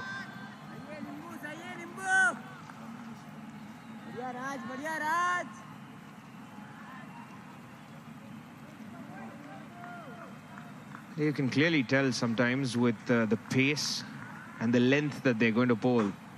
That's 1-point field. That is, the covers area is completely open. They're asking him to drive through the covers with a very backward point. Yeah, and the reason they're asking him to drive through the covers is going to try and get that in-swinger to come back between bat and pad, expose the stumps, maybe an LBW. They were the 2 methods of dismissal for Limbani in that game a few days ago against New Zealand. They blew New Zealand away, didn't they, India? You don't see that quite often in terms of having 2 fielders behind square on the offside, leaving that complete region to be manned by the skipper, Uday Saharan.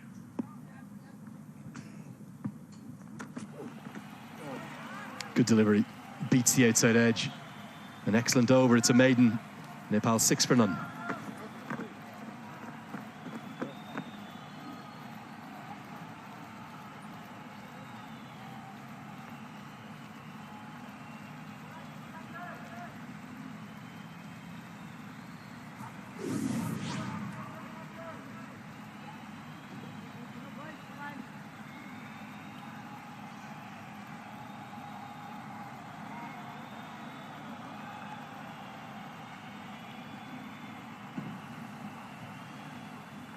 Yeah, just a gigantic challenge for these young men from Nepal, but what an opportunity for them. What a privilege for them to be the only associate nation here in the Super Sixes. Again, that line for Kamal, causing all sorts of problems. Needs to find a way to score there. Doesn't look comfortable with the ball coming into his body. Yeah, it's very hard for him to play that pull shot because he's already open, or rather side on, to play on the offside. You need to get into the line of the ball to play that pull shot. He's stuck on the crease. They clearly know that. They've watched the previous encounter. They pepper him with some short stuff is Aradhya Shukla.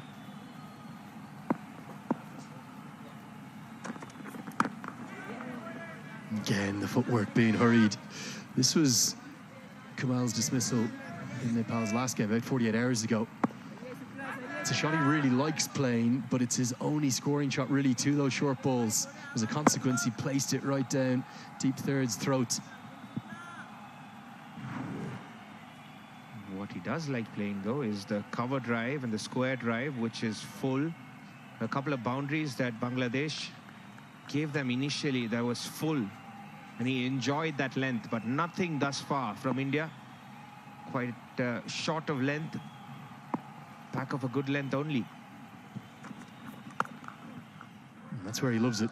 If he has a bit of width, he can play nicely, frees his hands. So any width he'll try and pounce upon, capitalise on. Can't pierce the gap this time. He's bowling that length, and if he offers that width, there's protection as well. This is smart from India.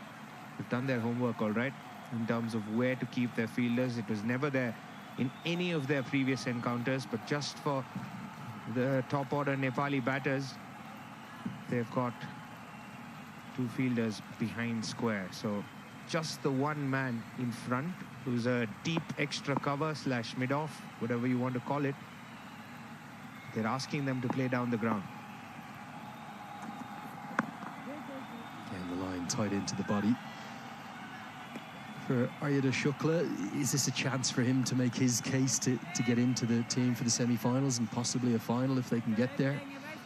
He's going to have to bowl very, very well. Look, it's again a possibility if one of them is injured. Just trying out other options. Dhanush Gowda played a game. Aryada Shukla is playing in his first game. Important to keep the faster bowlers fresh, but I think India have got the wide ball given. Did play 3 of the games in the triangular series, that one you referred to earlier, against the hosts South Africa and Afghanistan. That was held in Johannesburg. Mixed results there, a 4-wicket haul in his first appearance against South Africa, 4 for 43, then 2 for 20 against Afghanistan, but none for 46 in his final appearance off just 4 overs against South Africa. And that has sort of seen him lose his place in the 11. He'd need something special, like you say, to force his way in for that semi-final, but he has his chance.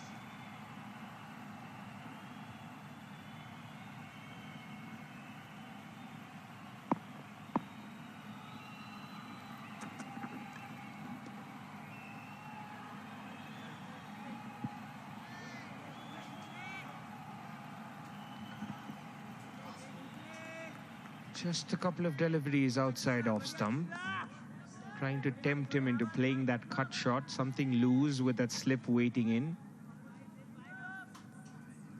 You would think Arjun Kumal's getting a bit frustrated at this point with a lack of runs. Just the boundary initially.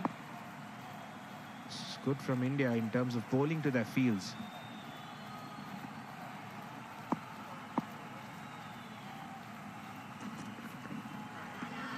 Give it as a wide down the leg side. He's got strong action, doesn't he? Big, broad shoulders, but just a little bit of inconsistencies in terms of his line in particular at the moment.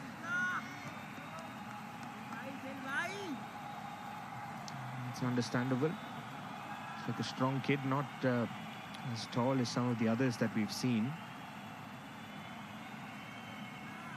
Looks quite bulky and tries and hits the deck hard. Be useful on such a pitch. We've seen bowlers getting assistance if you're bowling a shot of a good length.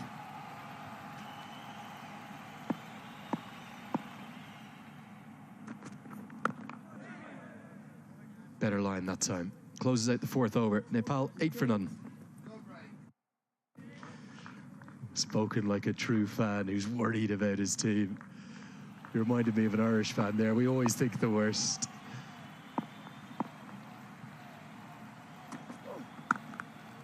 Very good through the offside, Arjun Kamal. It's where he loves to hit the ball.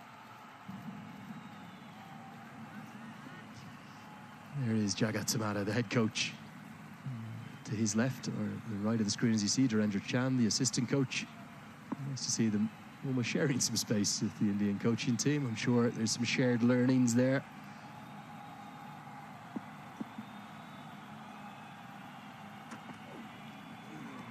He's done them all ends up here. I think Deepak Bahar is looking to score into the leg side. And he's got nowhere near it. Seem more predetermined than anything else. Looking to go on the leg side. And the ball pitched and swung away from Raj Limbani. It's been really good, very impressive. We're always on the lookout for the next fast bowling talent coming out of India.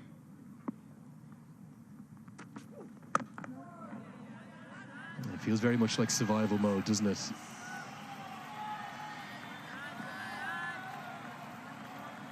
The total they're chasing down, 298. Well, much of it is due to this man. How good an innings was this? Highest quality. The gameplay against spin, the way he pierced the gaps, he ran between the wickets. It was an exceptional innings. Power the man packs. One for the future. Right now, getting beaten all ends up is Deepak Bohra. It's been an exceptional bowling display from Limbani. It was exceptional from Sachin Das as well. 11 fours, 3 sixes, 116 of 101 balls. The first time I think he's batted more than 20 balls in this tournament. He had to wait for his chance, but he really took it today, didn't he? Lots of little cameos towards the end of innings prior to today. Such a good partnership. Certainly a game-changing one, a game-defining one, you feel. There was positives for Nepal with the ball. And this was the other Centurion, the skipper, Uday Saharan. Different kind of innings, wasn't it? Yeah, took his time initially.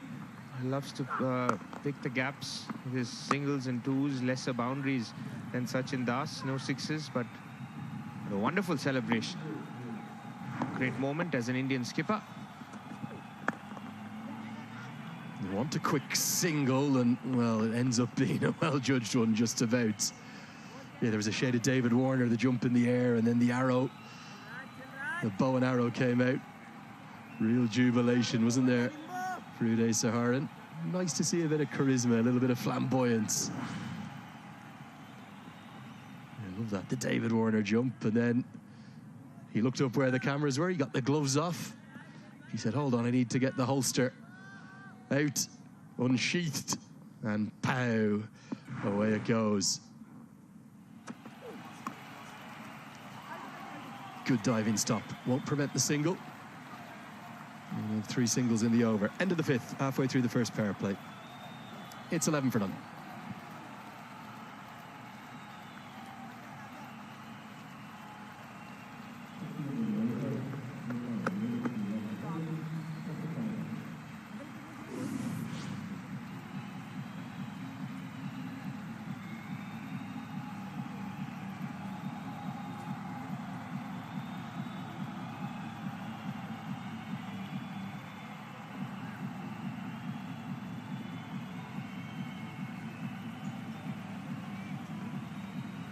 Huge challenge for these young men. And Dev Canal, the captain, I think he's being the pick of the batters by a distance. Gulshan Jha may drop down a spot because of that lack of runs for the all-rounder.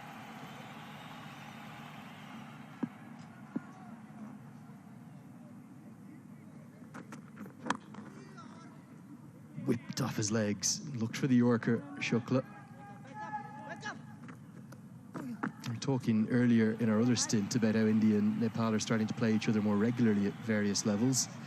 There is one famous day that many Nepal fans will remember back in 2017, the Under-19 Asia Cup. It's the only time Nepal have ever beaten India in an Under-19 contest. They won that by 19 runs.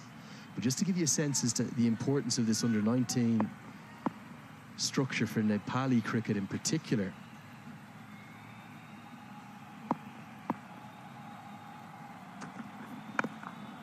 that team that beat India back that was in Malaysia in 2017, 10 of the 11 have gone on to play at senior level for Nepal, probably most famously the current captain, Rohit Paudel. Dipender Singh Airi is a marvellous cricketer. He was player of the match that day with 88. And that man was still the head coach, Jagat Tamada. He's just looking up to the heavens, wondering, is there any moisture? But the likes of Pawan Saraf, Kamal Singh Airi, Kishore Mahato, Asif Sheikh, who's a fantastic opening batter. He opened the batting against the India senior side in September in Sri Lanka. They've got a good conversion rate in Nepal of bringing these youngsters through these systems and getting them on to senior honours.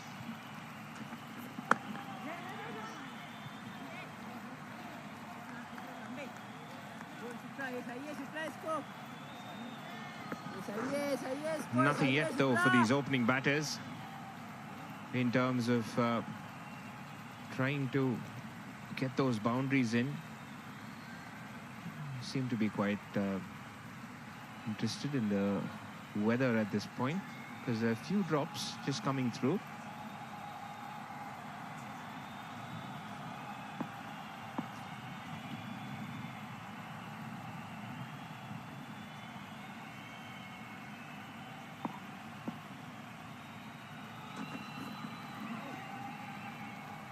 It's a very different day's weather, isn't it? When in doubt, Abby, I know we've only got to know each other recently, but always blame the Irish for the weather.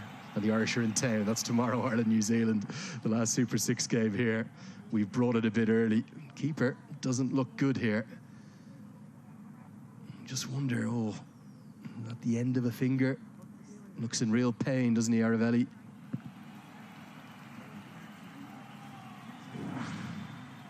Yeah, he's had some late movement. Look at that ball wobbling across. Aravelli Avanish straight away in pain.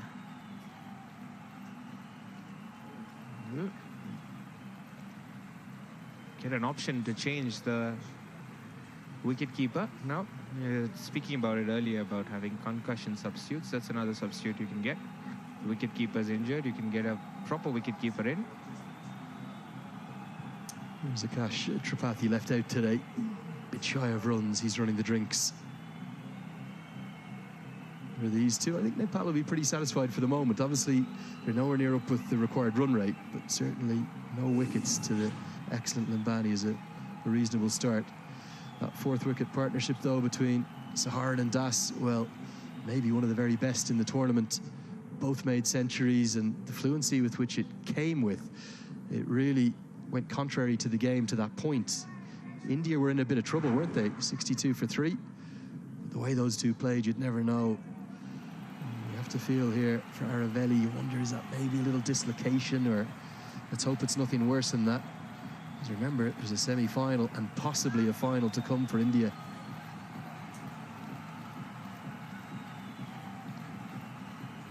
It looks like he's going off the field. Is Aravelli Avanish. You've got a keeper. Also got a few games in that tri-series. Inesh Mahajan.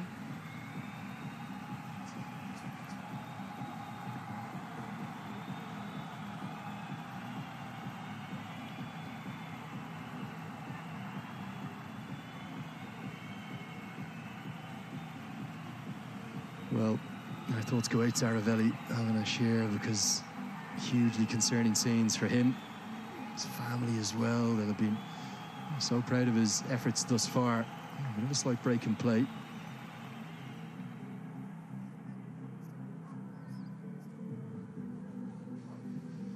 we'll have a slight break as the new keeper, Inesh Mahajan, gets his equipment together. He'll be called into action. This is the state of play in the Super 6. Both India and Pakistan have one game left. What about that Bangladesh versus Pakistan game in Benoni? That could be a really tight one. Bangladesh won't just need to win. They'll need to win by a certain margin to get up to 6 points and get past Pakistan's net run rate. That'll be tomorrow. That could be a really good contest, couldn't it?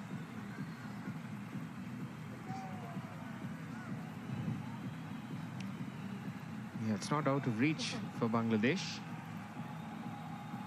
Pakistan have looked good, beaten throughout this tournament thus far.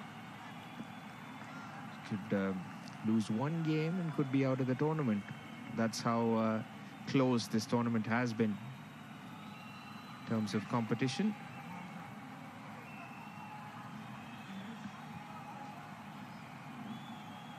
Yeah, it shows how ruthless the new format is. It rewards the front runners, doesn't it?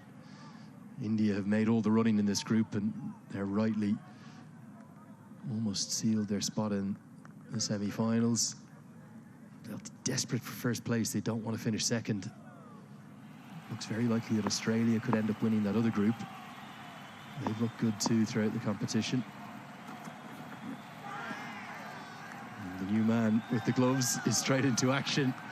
He nearly finds a little feather of an edge. Let's hope he had a light lunch. He usually has substitutes. you tend to go to that extra plate. Well, Inesh Mahajan's called up to do his duty, and he's straight in to the action, just above the stumps. Unlucky, Aradhya Shukla. You are just seeing a few raindrops as well there, aren't you, on the replays? Just very faint drizzle, not enough to take us off just yet. There he is, moments ago. He was sitting in the dugout, into action. Definitely movement out there for Shukla. Nepal in survival mode. It's 12 for none.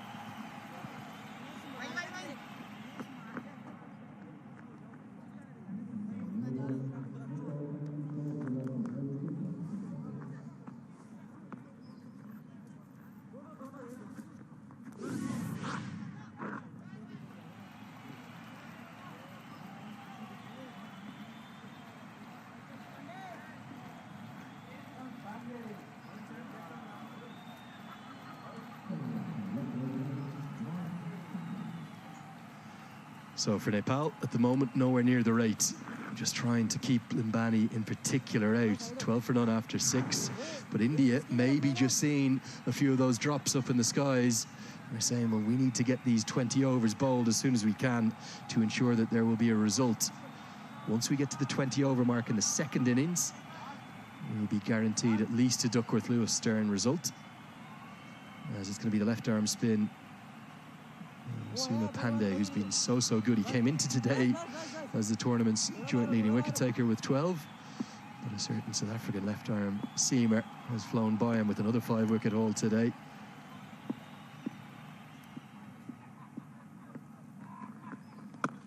He's talking to me this morning about varying his pace and how he likes to tempt batters to come out of their crease. We haven't seen Nepal's batters use their feet at all against spin.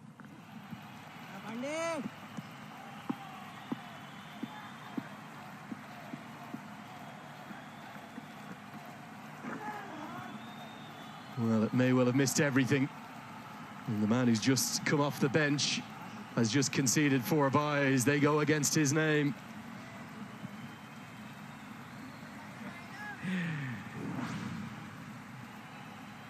Completely missing everybody. Soumya Pandey, can't believe it hasn't hit the stumps. That's the one that goes on with the arm.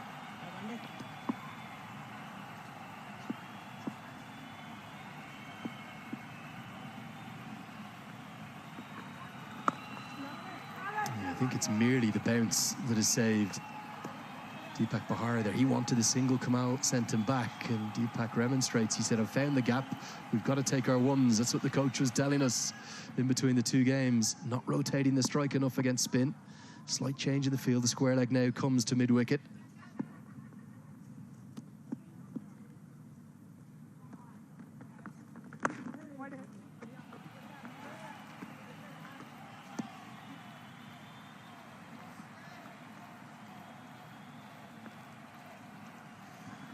Tight as ever, Soumya Pandey. Very accurate left-arm spinner.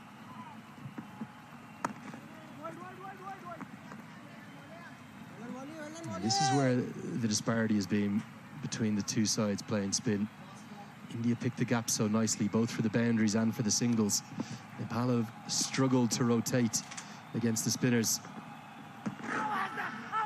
Plenty of dots, just the 4 byes from the over. Nepal, after 7, 16 for none.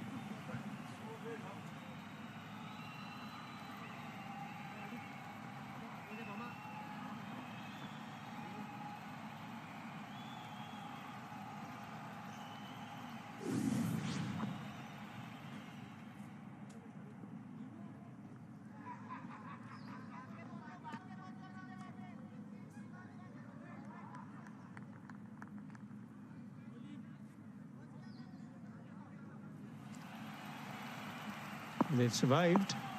Nepal's new look opening pair.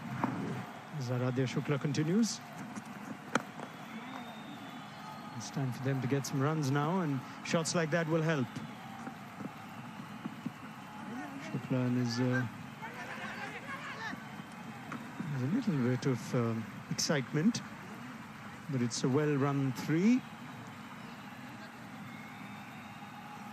Soumya Pandey's into the attack. We can expect things to happen now. It's a very good afternoon. Cloudy day in Bloemfontein to W.V. Raman, who I thought was meticulously avoiding me. I haven't seen him all day. Nobody can avoid you, Ronak. Impossible task that. And good afternoon to you and everybody else. Inish Mahajan has avoided playing in the 11 somehow because of the strength of this team, but he's had some work to do. Reserve keeper. And it was a ball that I think moved a little bit after it crossed the batter that caused for what's, we can only hope for an India point of view, not a serious injury to Aravali Avanish, but here's the young man, Inish Mahajan.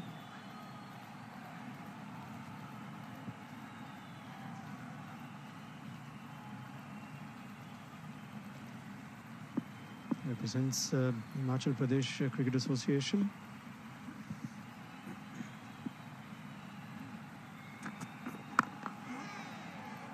Interesting field set here. The three fielders saying singles on the offside are placed a bit square. And that's why there's a huge grab towards mid-off, and which is used to good effect by Kumal. And again, Deepak was looking to punch through the offside in that gap, but the timing was not good enough. There's a conventional third and a fine leg, two slips in place. And Mahajan looking to hit the deck hard. He's bowled a fuller length generally, but not much of shape in the air or seam movement for him. He absolutely races in, Aradhya Shukla. It's the first look we're seeing of him as well. India played Dhanush Gowda one previous game when they rested Raj Limbani. Now Aradhya Shukla for the first time. A man from Ludhiana. He really races in, doesn't he? Yeah, everything is so quick about what he does. He runs in quickly and then releases the ball quickly as well. It doesn't give him time to make good use of the wrist. And that's the reason why he does not get either shape in the air or a movement of the seam. Strong young man.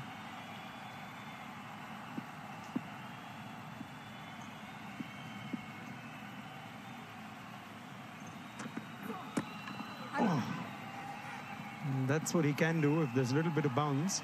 Make it very uncomfortable for the batter. He has done so already. Hustling run up, long strides and powerful strides too. Both his arms close to the body. And then he gets into his delivery stride, gets rid of the ball quickly enough.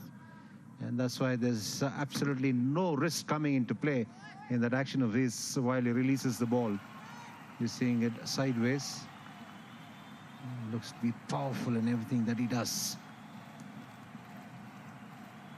Yeah, just great speed through the crease. Punjab Mail. We've spoken so much of India's batting. 500s in the tournament from 4 of their batters. Great reserves of fast bowling also. A single to finish. 8th over. Come back to that. 20 without loss.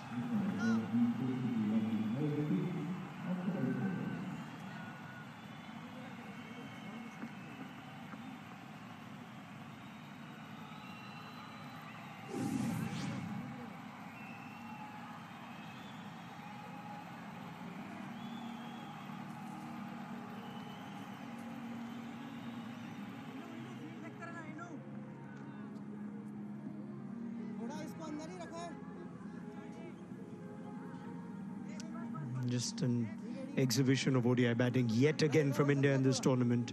2 centurions. Now the bowlers after a slightly delayed start.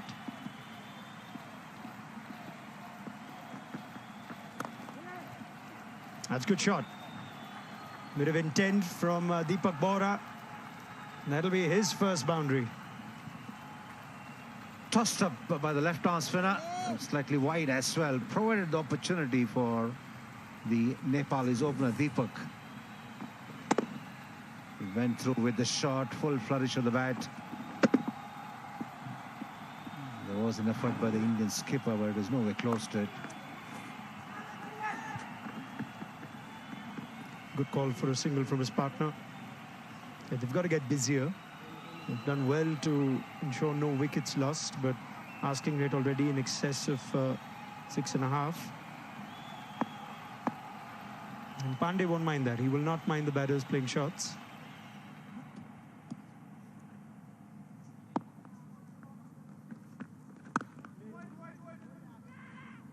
Likes to stay leg side of the ball, as Kumar, be it pace bowlers or the spinners.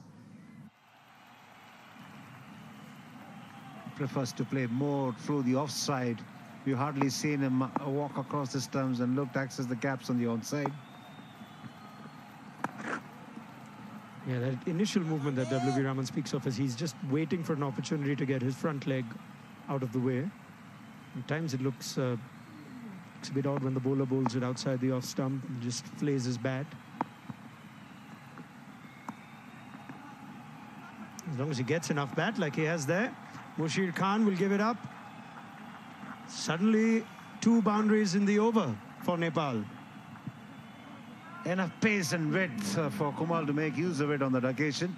A rare loose delivery from Pandey. He's looking to bowl a bit quicker through the air. Dragged it short too. Played it late, that's why it went as fine as it did.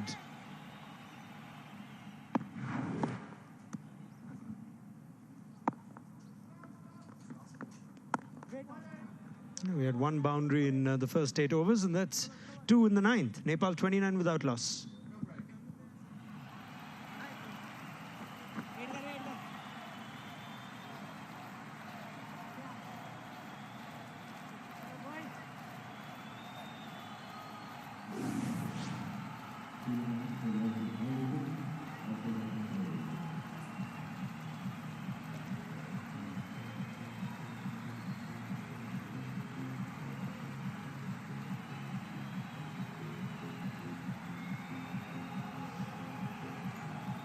Made some changes to their batting today, did Nepal. Uttam Thapa Magar, the keeper, might come in next. It's 5th over on the trot for Shukla. We talk about batters, Raman, and it's nice to see, even though they've always had runs on the board. Just as we thought we could spend some time on the bowlers, there's a slight lapse in concentration on the field. Overthrow conceded. Throw came in and Soumya Pandey missed it.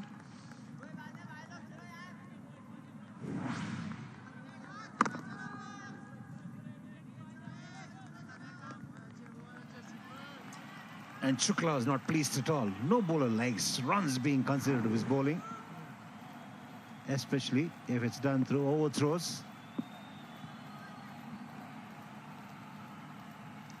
Still got the 2 slips. We're into the final over of the first power play.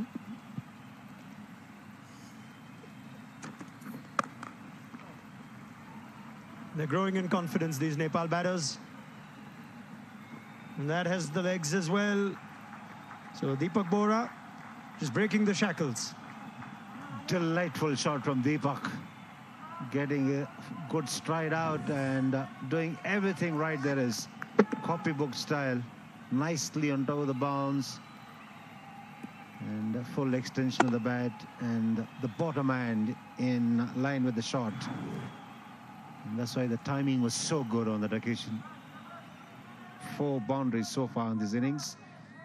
And they come quickly as well in the last couple of overs. 3 boundaries coming in a quick span of time, rather. And just mentioned there were 2 slips. One of them has gone out now. So extra man in the covers.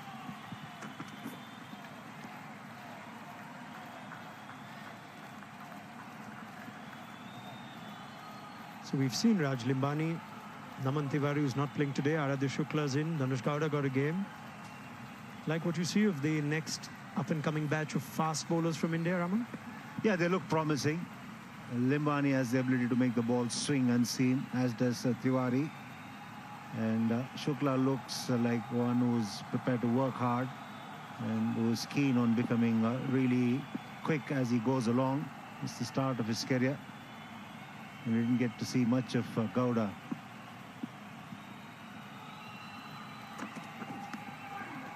Oh, so close to his first wicket. But suddenly the boundaries are coming thick and fast for Nepal. Deepak Bohra has his fourth. Shukla will be encouraged by what happened there. It went on the inner edge. He was drawing the batter forward, encouraging him to drive because he's got a slip in place, and he's also fancying getting a nick off here. And this is exactly what he's been plotting, bowling a fuller length and gradually trying to draw the batter more outside the off stump.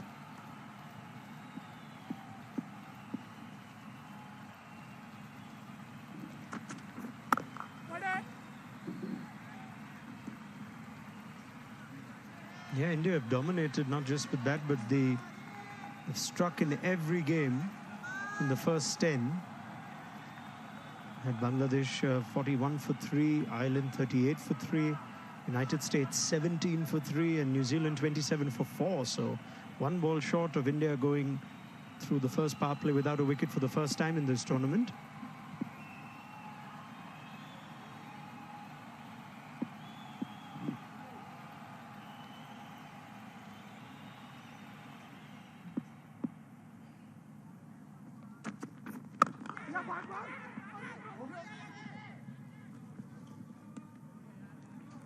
Deepak was looking for a single. His partner was not. Dot ball to end the over, and that's the end of the power play as well. Nepal 39 without loss.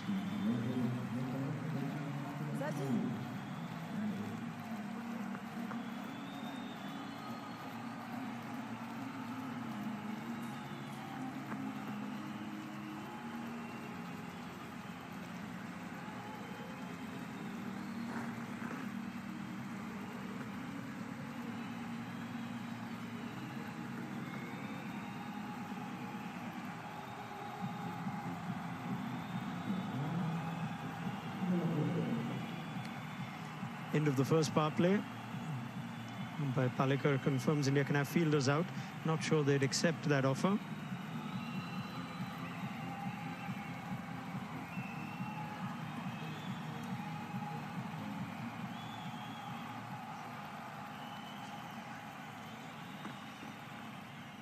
You can have as many as 4 fielders outside the 30-yard circle. By and large, India have been on top, as I mentioned, they've always had the opposition 3 or 4 down at this stage. Nepal have done well to see out the new ball. New look opening pair, Arjun Kumar, Deepak Bohra back in the side. And just towards the last 2 overs, Soumya Pandey came on in the 9th. And they managed a couple of boundaries. And the following over, lovely shots, one streaky. It's Mushir Khan for the first time today with ball.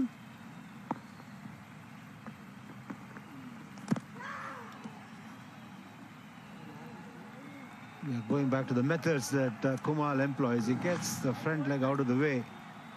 And there he was trying to bludgeon it through the offside. Batters who get the front leg out of the way tend to also play shots on the onside, but we don't see that from Kumar.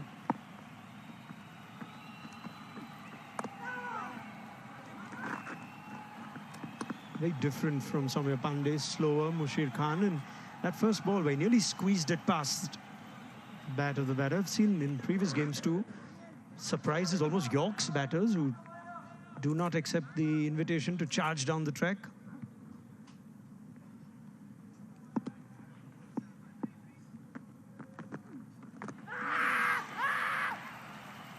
He does bowl slow through the air than the other left-arm spinner. But still, the interesting fact is that he does not get enough deviation of the surface, whereas when Pandey bowls slow through the air, he does manage that.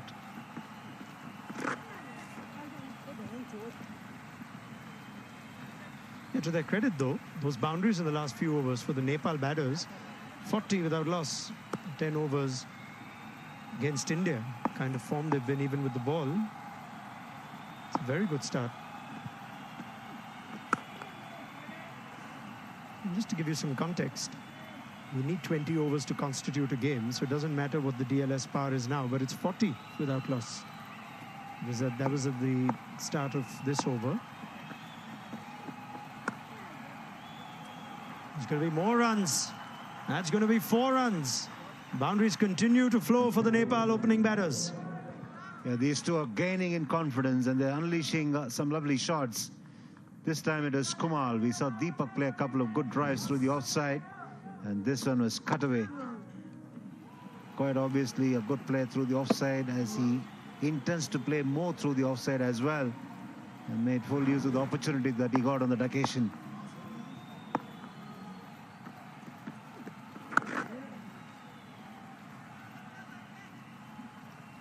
It's another productive over for Nepal. 11 gone, 46 without loss.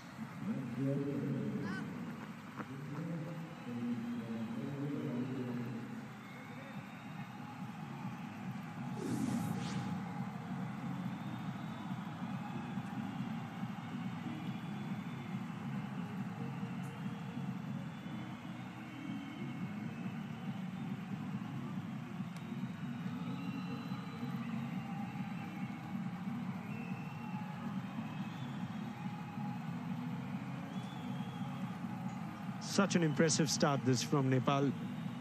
I've seen teams in their chases have just dropped shoulders against this strong Indian team. They are neck and neck. India's power play 49 for 1. Raj Limbani's back, so change of ends for him. 5-over spell for Aradhya Shukla in his first game. Still a slip in place.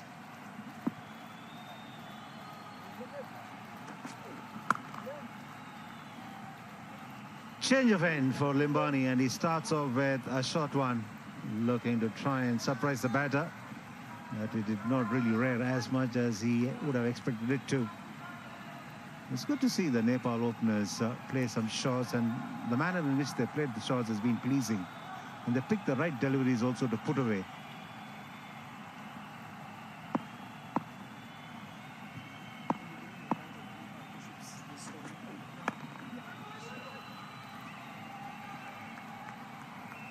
Kumal once again looking to have that room and nudge the ball away fine on the offside.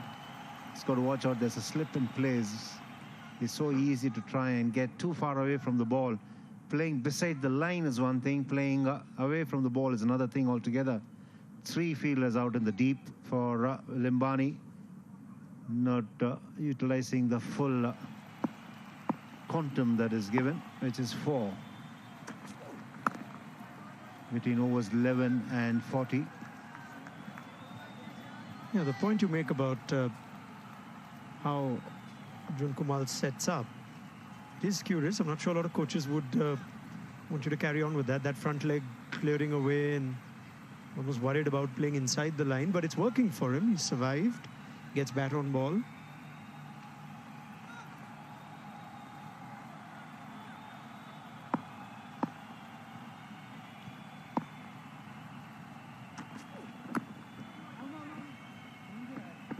Surprised to see Limbani preferring to bowl short of length.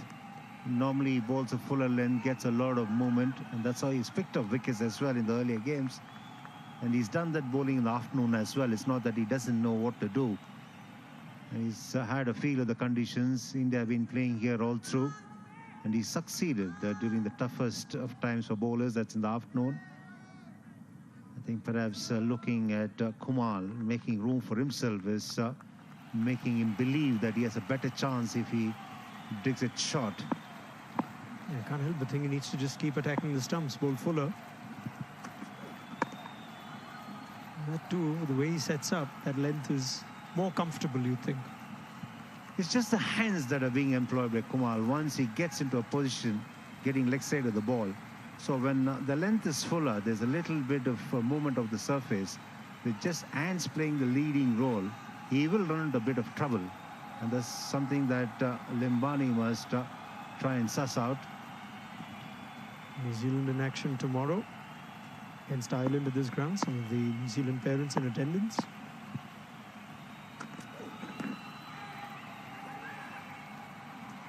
Squared him up, but no harm done from a Nepal point of view. 47 without loss.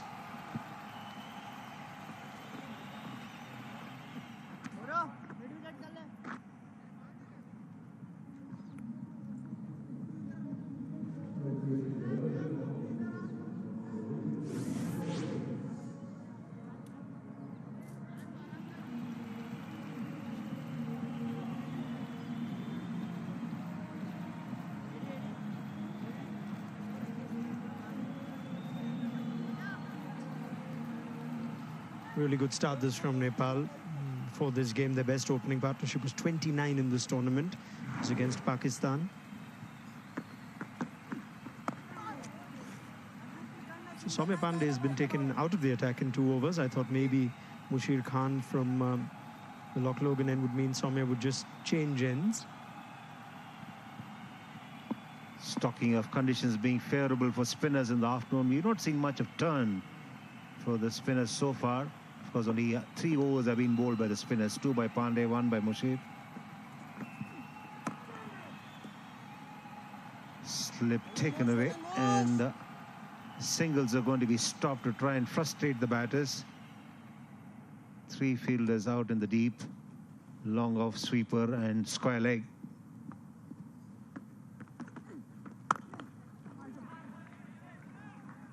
Mushir once again sticking to that stump-to-stump line like his fellow left-arm spinner Pandey. And that's the best tactic as far as the spinners are concerned. They're growing in confidence, these 2 batters. Almost look comfortable now. With no turn, if it isn't going to grip or turn as we've seen in some of the previous games, almost for the first time in the tournament you feel like you're not quite sure where India's wicket is going to come from.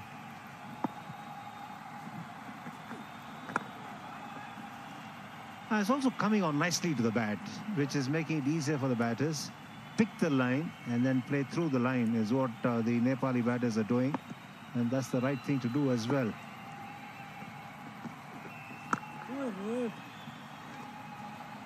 It's a good over though from Mushir, just 1 off it, 48 without lots.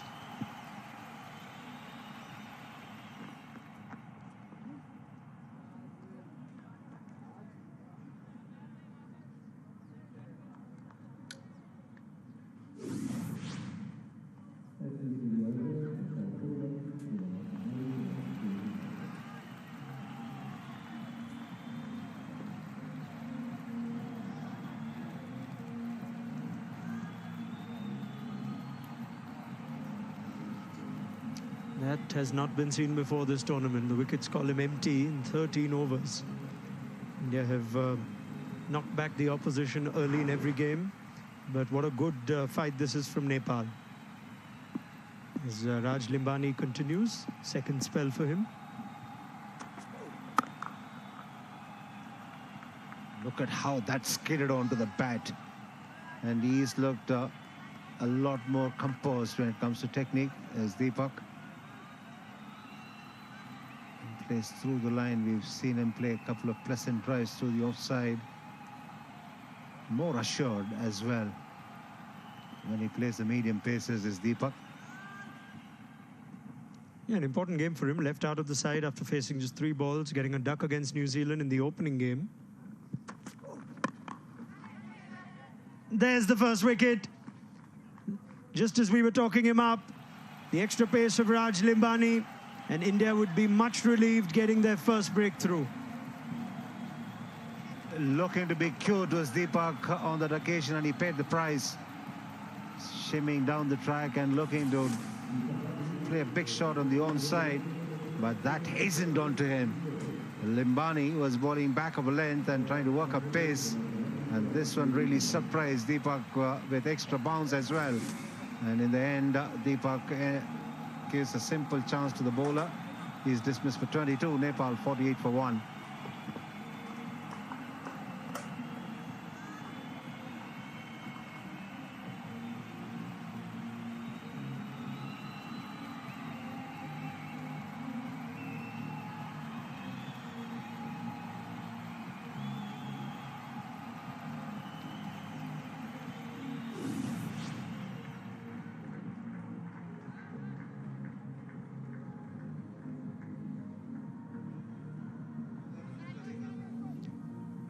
Uttam Thapa Magar, wicket-keeper bat.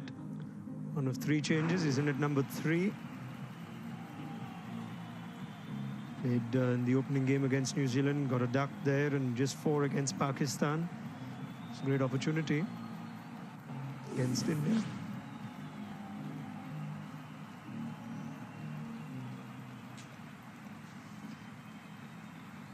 Well, let's ignore that. I'm sure he's a better player than that.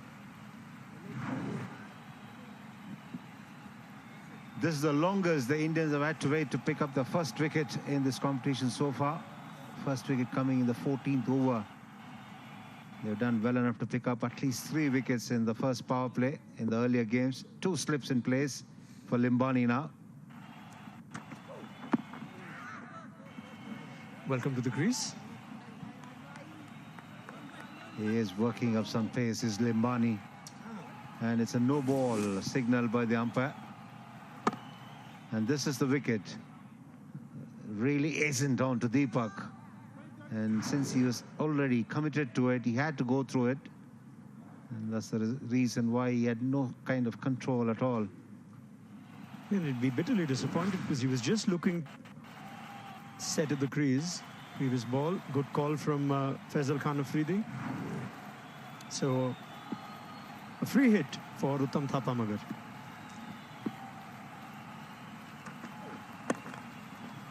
It's just gone straight up.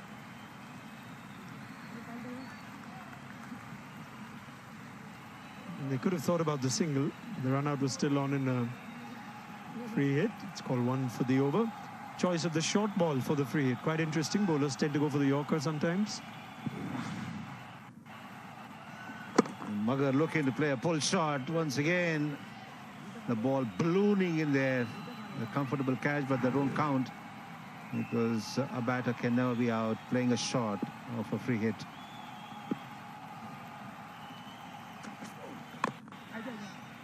That wasn't a free hit. But he's decided to play freely and score runs quickly enough for his side. 50 comes up for Nepal. This has been a terrific response. Wasn't easy initially, but saw out the new ball, and then came a flurry of boundaries towards the end of the first power play. Well, if Uttam Thapa Magar is going to play his shots, should be an entertaining period of play. I think even though it was a free hit, the bowler would look at the short ball. That's how he's going to play it.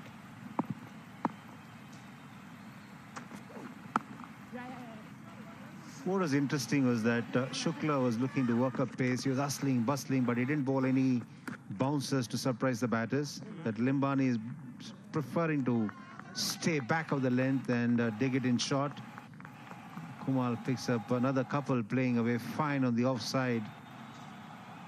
It's interesting that Limbani has still not worked out the fact that he would probably stand a better chance of getting Kumal if he bowls a fuller length. But for now, it's working in favor of the batter. But he still has a slip in place, and it's a wide slip. It's more like a 1.5, closer to a 2. Yeah, it's more like it. End of the over, though. A successful one for Raj Limbani in India. Nepal 52 for 1.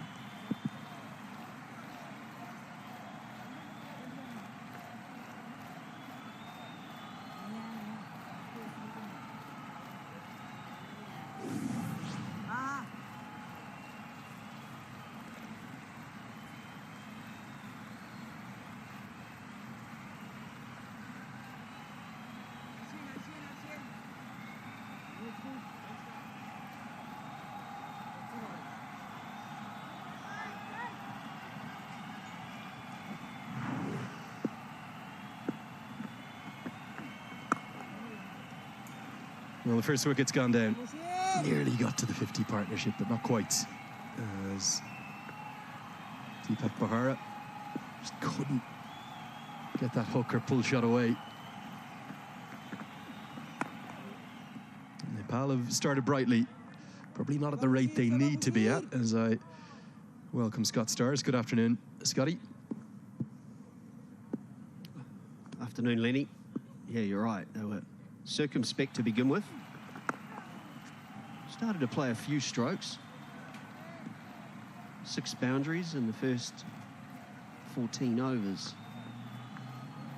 We need to find a way to rotate the strike a little more through this middle phase.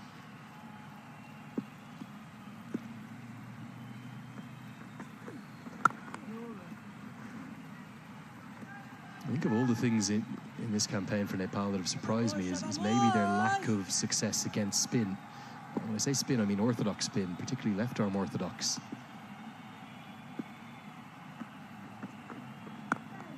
face a heavy, heavy diet of that in Nepal, but they just haven't found a way to score consistently against it. I was just going to say, they should be more comfortable against that style of bowling, you're right. 6 men in the ring as well. Don't have to be that many. It's maiden over. It's still 52 for 1.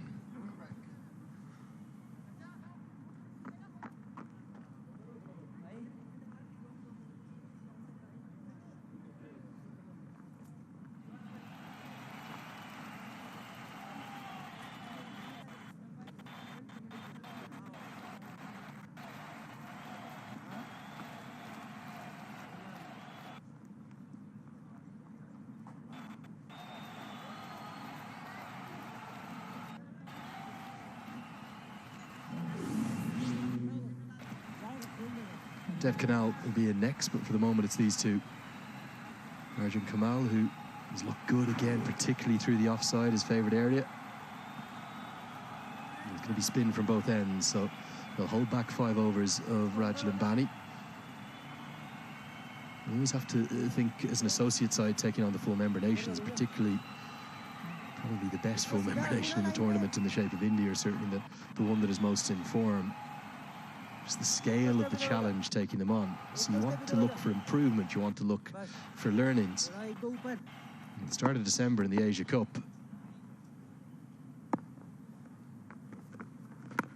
Nepal were bowled out for 52. So they're already improved upon that, surely from here. They are taking their learnings. Can they do it to get into a position to challenge India in this contest? Maybe not. But they're certainly getting better, Scott. They are, no question about it. However, we talk about the mountain to climb here for Nepal. Then a little more of that is required. It's what India do better than anyone. They also face a lot of spin bowling, of course. But they are experts right through the grades at just using their wrists, angle of the bat, putting the ball into gaps and running well. At the moment, the forward defence is a